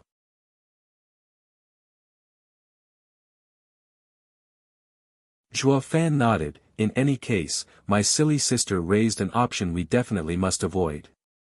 What about you? Xuaningxiang glared at Zhuo Fan for making fun of her, but her face became red again for some other reason. The youth spoke simply, easy, the diamond sand is pushed by the deep earth and comes out as a spring. I will have the burrowing mouse dig a small tunnel from the main course to direct a part of the diamond sand to me. Zhuo Fan clapped and Xuaningxiang praised the brilliance of it. Great plan. The youth smiled with pride, but Zhuo Fan shook his head. If I were you, this would also be the best plan. The youth frowned. You have a better way then? Ha ha ha, of course. Why would I work with you if I didn't? Zhuo Fan smiled as he continued, your plan won't earn you even 1,000th. Since there are so many types of earth layers beneath us, the diamond sand will be stuck along the way and you will get even less. What's your idea then? The youth stared at him. With a mysterious smile, Zhuo Fan stuck out his chin. If brother believes me, I can get all of it, leaving nothing to Hell Valley. We will later split it evenly. What do you say? How can that be? The youth watched them in shock, but Zhuo Fan was confident, my skill is making impossible possible. This got the youth to recall Zhuo Fan's close call in killing him and nodded, fine, I believe you. How do we do it? Splendid. Zhuo Fan laughed, we are now partners. How should I address brother? Xie Tianyang. The youth spoke loud and clear. Zhuo Fan frowned, Xie, you mean you're from the 7 noble houses, Sword Marquis abode. Waving his hand, Xie Tianyang smiled vaguely. But they all figured out even if Zhuo Fan didn't get to finish. Xuaningxiang watched the youth for a long time in shock. Second-rate clans like the Xue clan relied on the protection of the 7 noble houses. Just that she never got to leave Blue Expanse City, not once in her life, and the only 7 noble houses people she saw were from Hell Valley. Oh, Brother Zhuo, what house do you come from that you're so amazing? Xuaningxiang couldn't help but wonder as Zhuo Fan was so young and yet no less powerful than Xie Tianyang. In fact, Zhuo Fan could have struck this disciple of Sword Marquis abode dead if not for the spiritual armor. Thus, Zhuo Fan had to be from a special background. Xie Tianyang also turned to Zhuo Fan with eager eyes. He wanted to know just which house gave birth to such a monster. Zhuo Fan shook his head with a smile, I'm no one important, just a small steward in the Luo clan of Windgaze City. Steward? Luo clan. The two were shocked. Luo clan. Never heard of it. Ha ha ha, it's quite normal for you to not know. Luo clan is just a third-rate clan. Zhuo Fan smiled. This time, both of them eyed him with suspicion. They would never believe that a trifling clan could raise such an expert. Not even the imperial family and the 7 houses had many like him. Brother, if what you said is true, you are welcome to join Sword Marquis abode. Xie Tianyang's eyes shined as he patted Zhuo Fan's shoulder. It mattered little if Zhuo Fan was being honest, he was an unpolished gem nonetheless. With Zhuo Fan joining the Sword Marquis abode, the Luo clan would one day be a second-rate clan, maybe even a peak second-rate with the house's assistance. The Sword Marquis abode would at that time grow in power even more. For one of the 7 noble houses to personally ask for a clan to sign an agreement with them would stir all other small clans into crying if they found out. But Zhuo Fan only disdained this act. Knowing where Xie Tianyang was going with this, Zhuo Fan smiled, he, you're late. I already signed an alliance agreement with Veiled Dragon Pavilion. But if Sword Marquis abode wants to sign a similar agreement, I'd be happy to oblige. What?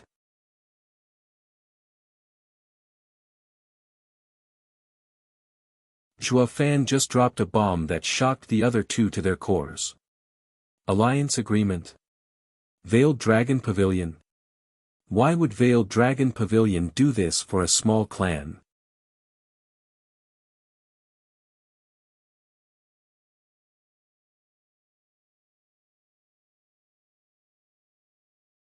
Chapter 60, 1,000-mile-long array. Chapter 60, 1,000-mile-long array. Xuaningxiang and Xie Tianyang took long skeptical looks at Zhuo Fan. From Zhuo Fan's reaction, it could be said he spoke the truth. But this news was too outrageous, even worse than if the heaven and earth switched places. The 7 noble houses could stand shoulder to shoulder with the imperial family. If they discovered a clan with great potential, signing a vassal agreement was more appropriate. But an alliance agreement only ever happened between the 7 noble houses. Yet this gap in power between the house and the clan breached by an alliance agreement made it look like the emperor went out to a beggar and called him brother. Such an act would make them, the 7 houses and the emperor, look like charitable folks. But this was fundamentally impossible. Just how did Zhuo Fan do it? Xie Tianyang watched Zhuo Fan closely but shook his head in the end, brother, it's fine if you don't want to say it. But do you have to lie to us so openly? Xuaningxiang rolled her eyes while whining, "Brother Zhuo, we told you everything about us, while you still keep your secret. This is not proper." Zhuo Fan shook his head. The truth was taken as lies by others and he did not know how to respond. "Alright, Brother Zhuo, let's forget it. We'll be going our separate ways when this is over anyway, with little chance of meeting again. There's no need to know everything about each other." Then, Xie Tianyang clapped, "We had better listen to Brother Zhuo's plan." Zhuo Fan nodded with a smile. He liked Xie Tianyang's attitude a lot. There was no eternal enemies and friends in the world, only benefits. They were friends now, thanks to a mutual goal, but tomorrow they might be on opposite sides. There was no need to know too much about each other. Quite the contrary, it would be best to hide one's secret and protect one's identity. Only Xuaningxiang pouted, "Since we were brought together by fate, why can't we be friends?" Zhuo Fan and Xie Tianyang just smiled. Zhuo Fan then retrieved a piece of paper from his ring and began to write on it. 15 minutes later, a strange design adorned it. Xuaningxiang was looking puzzled, while Xie Tianyang was feeling more and more astonished with each brushwork. This. Xie Tianyang watched the finished design in shock, "A first-grade array? But I've never seen this one in my life, and I've seen my fair share." Zhuo Fan secretly nodded. Xie Tianyang was from the 7 houses, and just like Long Kuei, he had learned of arrays from a young age. But few parts of this array were from an ancient era and not seen today. Thus, he could not understand the array completely. Xie Tianyang studied the design for a long time, then looked at Zhuo Fan with a firm gaze. You're from the 7 houses, no, maybe even imperial." He wasn't certain, because the more he got to know Zhuo Fan, the more Zhuo Fan's talent scared him. So much that he couldn't ascertain which house Zhuo Fan belonged to. He even felt the 7 houses couldn't have raised such a monstrous talent. Then the only one above the houses was the imperial family. Zhuo Fan shook his head, "I already said it. It's up to you to believe or not, but now we're working together." Xie Tianyang gave a strained nod. "Follow me." Zhuo Fan took out a map and walked ahead with the other 2 close behind. After half a day, Zhuo Fan reached a stream. He gave the area a once-over and nodded. Xuaningxiang and Xie Tianyang were filled with curiosity. This place was even farther away from the Golden Spring Pool, and near the border to the second area in the All-Beast Mountain Range. All-Beast Mountain Range was split into 3 areas based on how dangerous the spiritual beasts were. The first area was the safest, with only first and second level spiritual beasts roaming around, and the seldom third level.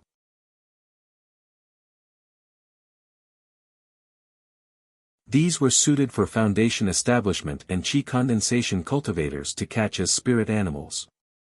And the Golden Spring Pool was in this area. The second area was the treasure hunting area, a place where 3rd and 4th level spiritual beasts came and went as they pleased. Entering it while being below the bone tempering stage equaled death. But this area was filled with spiritual beasts, an important place from where strong experts got their spirit animals. The third area was deemed as the danger zone.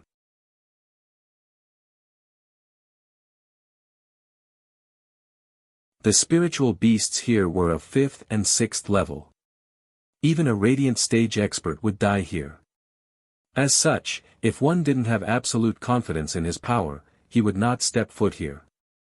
Zhuo Fan was now standing near the border between the first and second areas. Once they entered the second area, Xuaningxiang, with her chi condensation cultivation, would find death lurking at every corner. Zhuo Fan took a deep breath and nodded, "This is it." Xuaningxiang and Xie Tianyang were puzzled, but Zhuo Fan waved, "Brother Tianyang, I'll be counting on your burrowing mouse to dig a tunnel to the Golden Spring Pool, then keep digging along this pattern." Zhuo Fan pointed on the map, "This is where the Golden Spring Pool is." "What?" Xie Tianyang said startled, "For it to dig to the Golden Spring Pool is not a problem, but for it to arrange spirit stones and set an array. It will take more than 1,000 trips. Correct, 3221 to be exact. Zhuofan nodded. Burrowing mouse is small and can only carry one spirit stone at a time. This means it will take 3,221 trips to set the array around the Golden Spring Pool. Xie Tianyang gasped and Xuaningxiang went slack-jawed. You want to work it to death.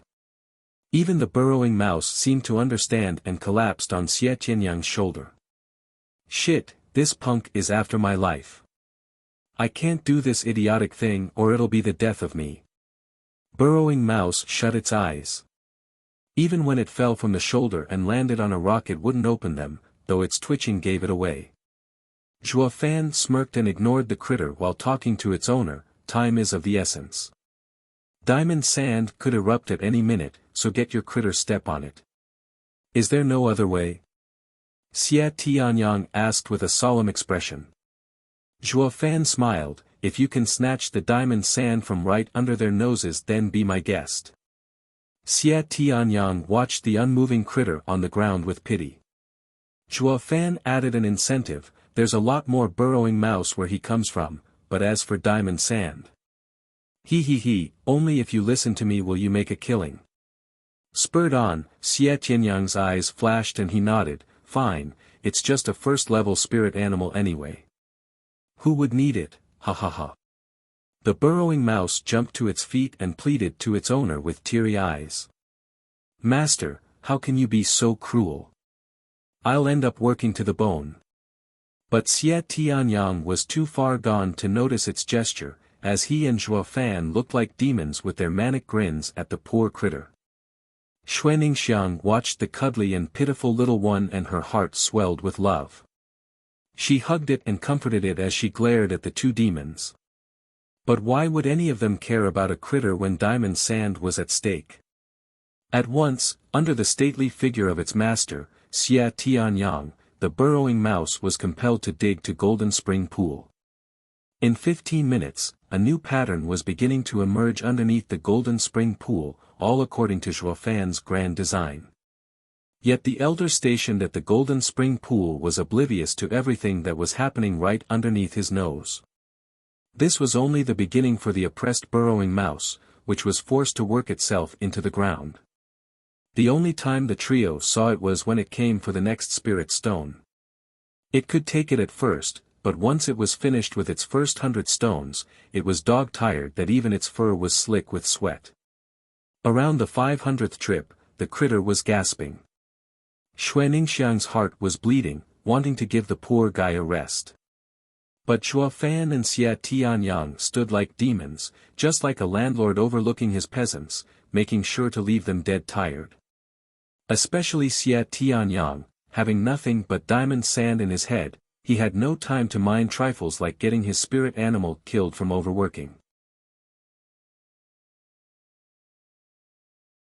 This resulted with the burrowing mouse making trip after trip and Xuaningxiang giving it a sip of water on the sly out of pity, the only thing that she could do to ease its hell. In the eyes of the little guy, she became a goddess.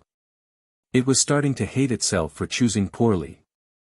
Its owner just heard Demon King Zhuofan's 2 cents and was hooked into sending it to its death. When it came out for the final time, it was close to breathing its last.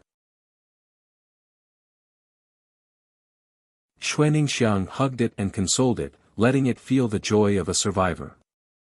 Zhuofan smiled at Xie Tianyang. See, I told you it'd be fine. Xie Tianyang sighed, yeah, but this guy would hate me to the bone after this. No choice. If we wanted to have the array in place within 3 days, the only choice was its sacrifice. Zhuofan shrugged. If he'd really died of work, then it wouldn't be treated as a first-level spiritual beast. Zhuofan stood up and his hand flashed as he deployed another array on the stream's bank. With a hand sign, the spirit stones in the ground lit up. An invisible ripple spread out and the two arrays, thousands of miles from each other, were now connected. At almost the same time, the elder at the Golden Spring Pool shivered and opened his eyes with suspicion. What's going on? Why am I restless all of a sudden? Next to the stream, Zhuofan revealed a wicked grin, only one more push. When the diamond sand erupts, Hell Valley's elder would get the shock of his life, he.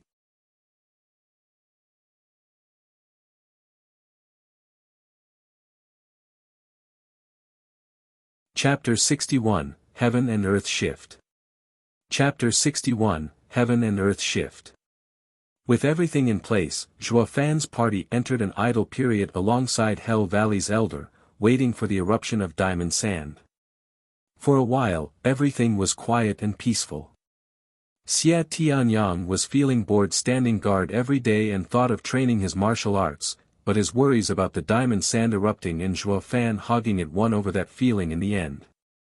Because he knew Zhuofan's mannerism but not his intention, and because he didn't understand Zhuofan either, he held some mistrust. While Xuaningxiang seemed to have forgotten about the diamond sand and played with the burrowing mouse every day. Xia Tianyang tried to call the critter over, but the little guy gave him an eye roll, which only worked to embarrass him. It was his spirit animal, yet it was closer with Xuaningxiang. So he switched targets to Zhuofan, watching him with a perplexed look. Zhuofan was a riddle, be it his background or his origins. In no way would he believe Zhuofan's words of coming from a small clan. Among their group, Zhuofan was the calmest. Over the past 10 so days all he did was meditate. As if he didn't care about the diamond sand at all, while in fact it also concerned him the most. Zhuofan, in Xia Tianyang's mind, was becoming more valued, with how rare such a character existed in the Tianyu Empire. At least he didn't have the state of mind to cultivate while waiting for the diamond sand like Zhuofan. Cultivating with his anxiety and restlessness would only cause a deviation. While Zhuofan. Xia Tianyang scrutinized Zhuofan, feeling envy. A sudden sound woke Zhuofan up, at last, the sixth layer of qi condensation. Xia Tianyang's cheek trembled and showed a resigned expression. To break through at such a crucial time, he would never reach Zhuofan's state of mind for years to come. This was how the trio spent the next month. Xia Tianyang was bored out of his mind, Xuaningxiang and the critter played like crazy, sporting smiles every moment, while Zhuofan sat there in meditation. Rolling his eyes, Xia Tianyang was driven to the point of insanity. If I knew this would happen, I wouldn't have pushed the burrowing mouse that hard. The critter broke up with him so thoroughly that it wouldn't even come to relieve his boredom. Can't take it anymore. Xia Tianyang wailed. Then a sudden bang resounded across the mountain range and the ground started shaking. It's time. Zhuofan jumped to his feet. Xuaningxiang, who was playing with the critter, was a bit startled and turned to Zhuofan and Xia Tianyang. But the two didn't look afraid, only excited. Hell Valley's seventh elder stationed at Golden Spring Pool flew higher, I have waited 2 months for this. Men, cast the nets to gather the diamond sand. The seventh elder roared and the bone-tempering guards bowed, understood. They then began throwing golden nets into the Golden Spring Pool until it was all shining golden. At the same time, at the stream, Zhuofan asked, did you prepare a net? Why would I come for diamond sand if I hadn't? Xia Tianyang laughed and cast his net. Diamond sand erupted along with lava and it needed special nets to filter it. Zhuofan also cast his own golden net into the stream. Xia Tianyang watched him doubtful, Brother Zhuo, what will you do now? Watch closely. Zhuofan smiled with confidence and his hand performed signs, heaven and earth reverse, mountains and river switch, yin and yang shift, twin array exchange. The spirit stones laid underground shined ever brighter and each beam of light pierced the horizon. All around the Golden Spring Pool, 3,221 light pillars towered towards the sky. The seventh elder felt uneasy, but as Diamond Sand's eruption was imminent, he had no time to mind parlor tricks and fixed his eyes on the hot spring's mouth. Suddenly, a column of water sprouted from the spring, just that the heat from it was far lower. People were stunned seeing this.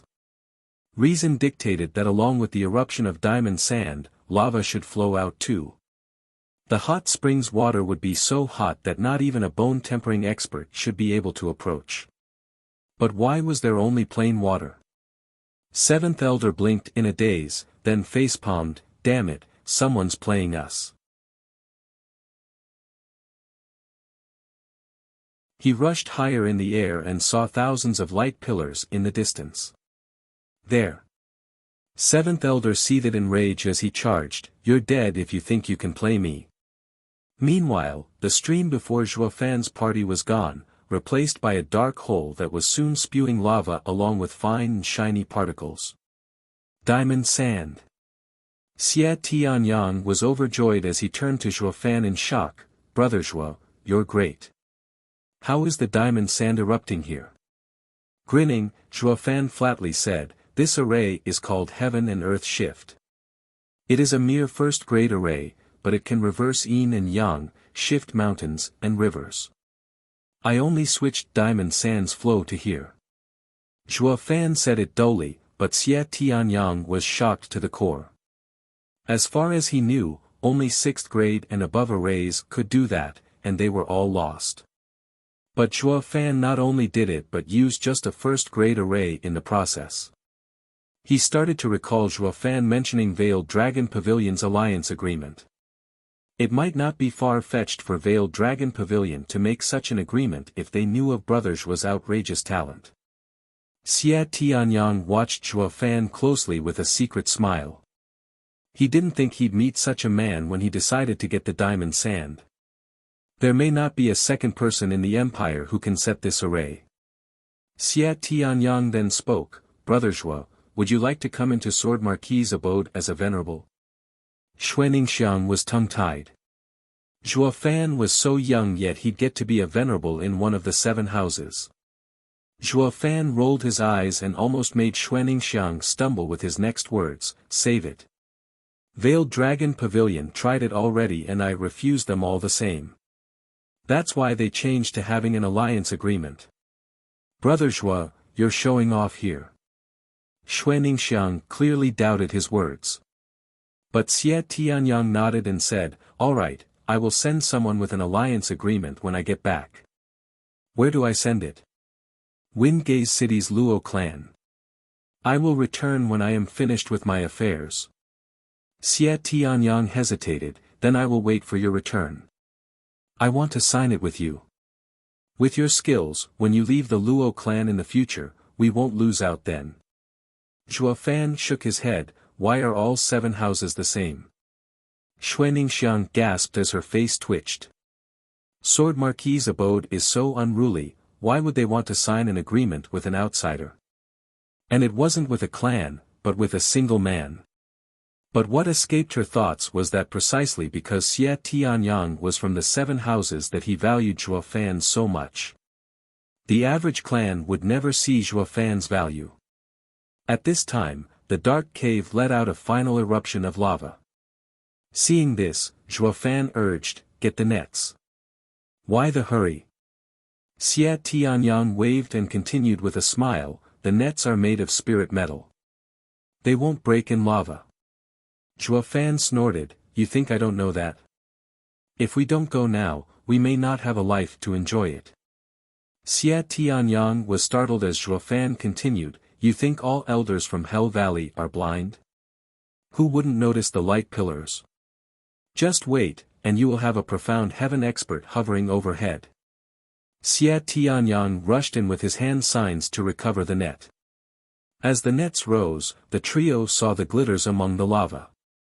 And on the net's threads was shining sand. "What do we do now?"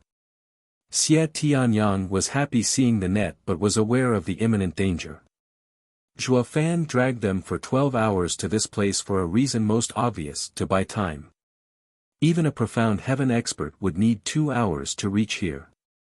During this time, they could retrieve the diamond sand and leave. But where to run was the question. Where was safe? Noticing Zhuofan gazing at the stream's opposite bank, the pair shouted, "The second area." "Wrong." Zhuofan said dryly, "The third area." Gasping, the two stared at Zhuo Fan in a daze. Is this guy crazy? The second area is dangerous enough, but going to the third is suicide. But they both were oblivious to the fact that Zhuo Fan's aim from the start was in that area. 6th level spiritual beast, Thunder Skylark.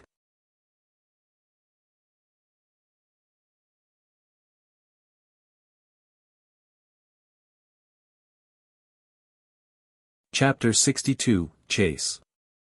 Chapter 62, Chase. We'll divide the diamond sand first then flee. Zhuo Fan was getting eager to get his share of the spoils when he saw the glittering dust and gave the two the cold shoulder. Xuaningxiang and Xia Tianyang smiled bitterly.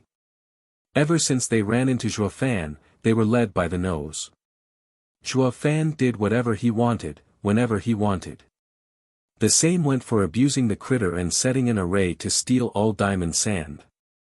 But all turned out fine in the end, everything he did was flawless and brought success. So, despite Zhuo Fan making no sense, which added to their worry, the two believed he had a failsafe in place. So Xia Tianyang dropped the issue and was excited by all the glittering dust before him. Whoosh! The dust flowed like water out of the net and filled a 1-meter-tall bucket, and that was just a third. So everyone started taking out any containers they had from their rings, and the coveted diamond sand soon filled vessels of all shapes and sizes. Seeing such a haul, Xia Tianyang was smiling in excitement. At first, he hoped to use the burrowing mouse to get a bit of diamond sand, and now, with a weirdo like Zhuo Fan around, they got everything in no time at all. In refining a 5th-grade spiritual weapon, a handful of diamond sand was enough to raise its power, making it a top 5th-grade spiritual weapon. But with heaps of diamond sand, who knew how many such weapons could be made, and he could even add as much dust as he wanted in the refining process. When refining, people would add a gram, fuse it well, then add another gram, thereby increasing the amount of diamond sand progressively. With this much yield, it's even possible to make a pure diamond sand spiritual weapon, ha ha ha. Xia Tianyang started laughing. Despite his high position in Sword Marquis's abode and not being poor in the least, compared to the diamond sand before him, it was no different than being a beggar. Zhuo Fan saw Xia Tianyang laugh, his eyes flashed as he turned back to the glittering sand with a smirk. Sword Marquis's abode's disciples are ignorant of the world outside. Zhuo Fan then stashed half of the sand into his ring while he spoke in a flat tone, "This is my share and the rest is yours." Xia Tianyang blinked, then smiled, "No worries, it's fine if you take a bit more." They had struck it rich this time. So, even with Zhuo Fan taking half, it was more than enough for the other two.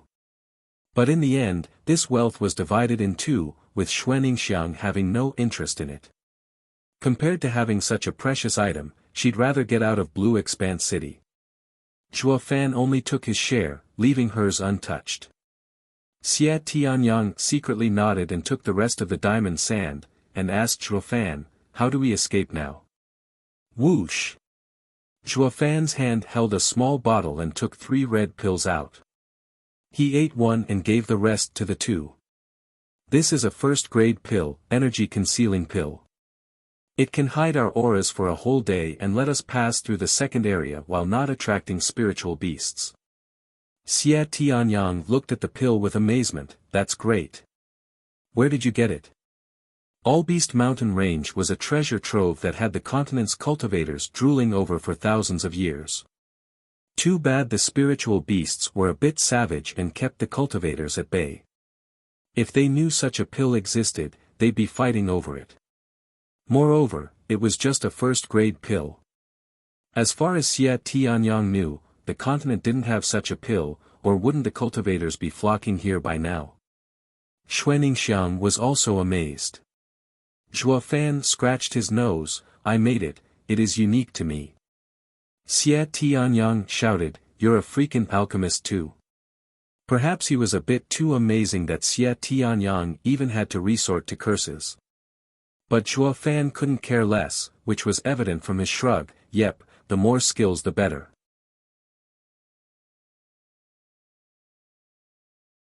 The shock got to Xie Tianyang so badly that his cheek was twitching. Who the hell is this punk? He's a qi condensation cultivator, yet can match me, a bone tempering cultivator. And now he's an alchemist too. Not only that, but he also sets up a lost array and refines unprecedented pills. Until now he thought that he had met a paragon like himself, just another strong opponent like the few geniuses he found his match in the 7 houses.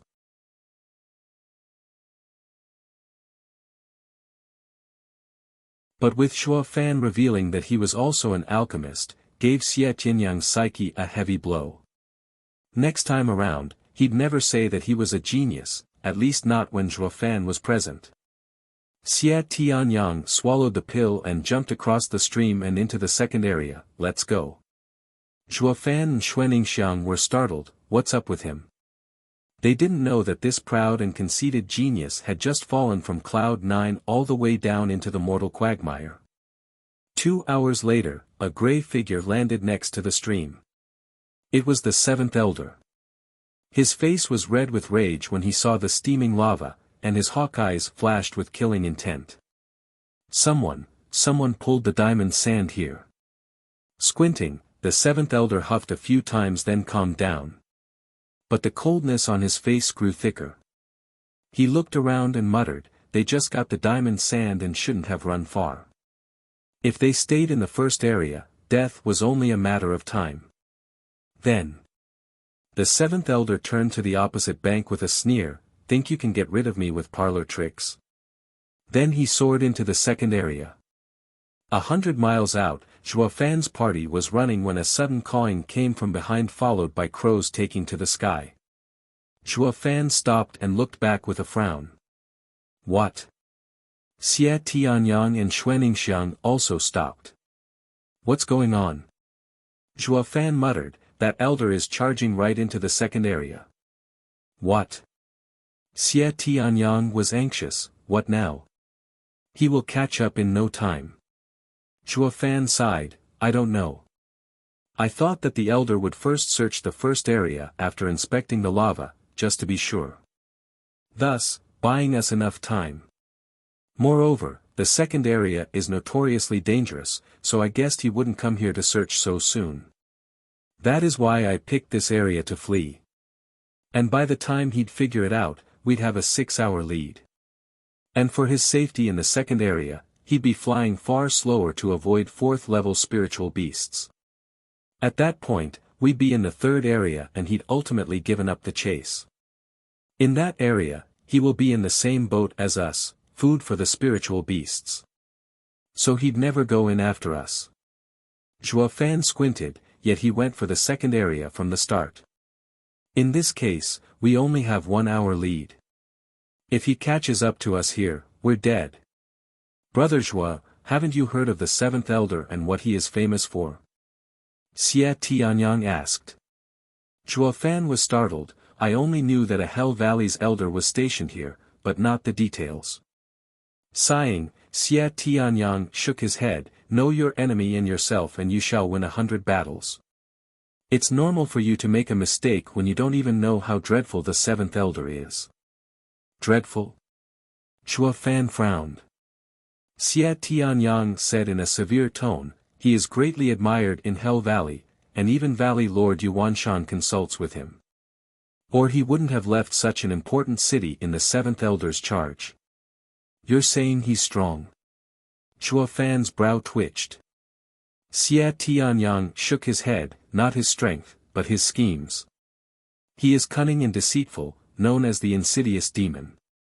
His mind is filled with schemes. Many elders of the 7 houses have fallen in his ploys. Even Veiled Dragon Pavilion's elder Jiu lost his purple lightning gold eye because of the 7th elder's plot. Many hate him to the bone, but even more fear him. No wonder Shuo Fan's plan fell through. He is another who plays open schemes. This kind of plot is useless against him. But the die was cast and Shuo Fan's only choice was to beat him at his own game. Brother Shuo, our only choice is to leave Lady Ning'er behind.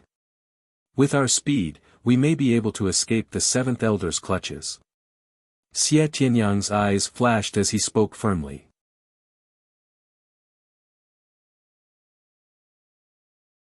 Xuaningxiang shuddered and grabbed Zhuo Fan's arm with a pitiful look. Brother Zhuo, you promised to get me out.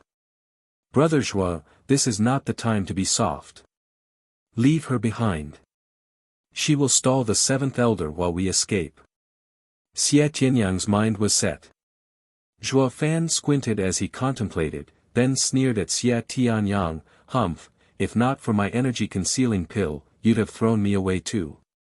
Xie Tianyang's mouth pursed. Zhuo Fan laughed it off and said, I won't abandon anyone. As for that elder, I have my way to deal with him. I will fight him right here, with an array.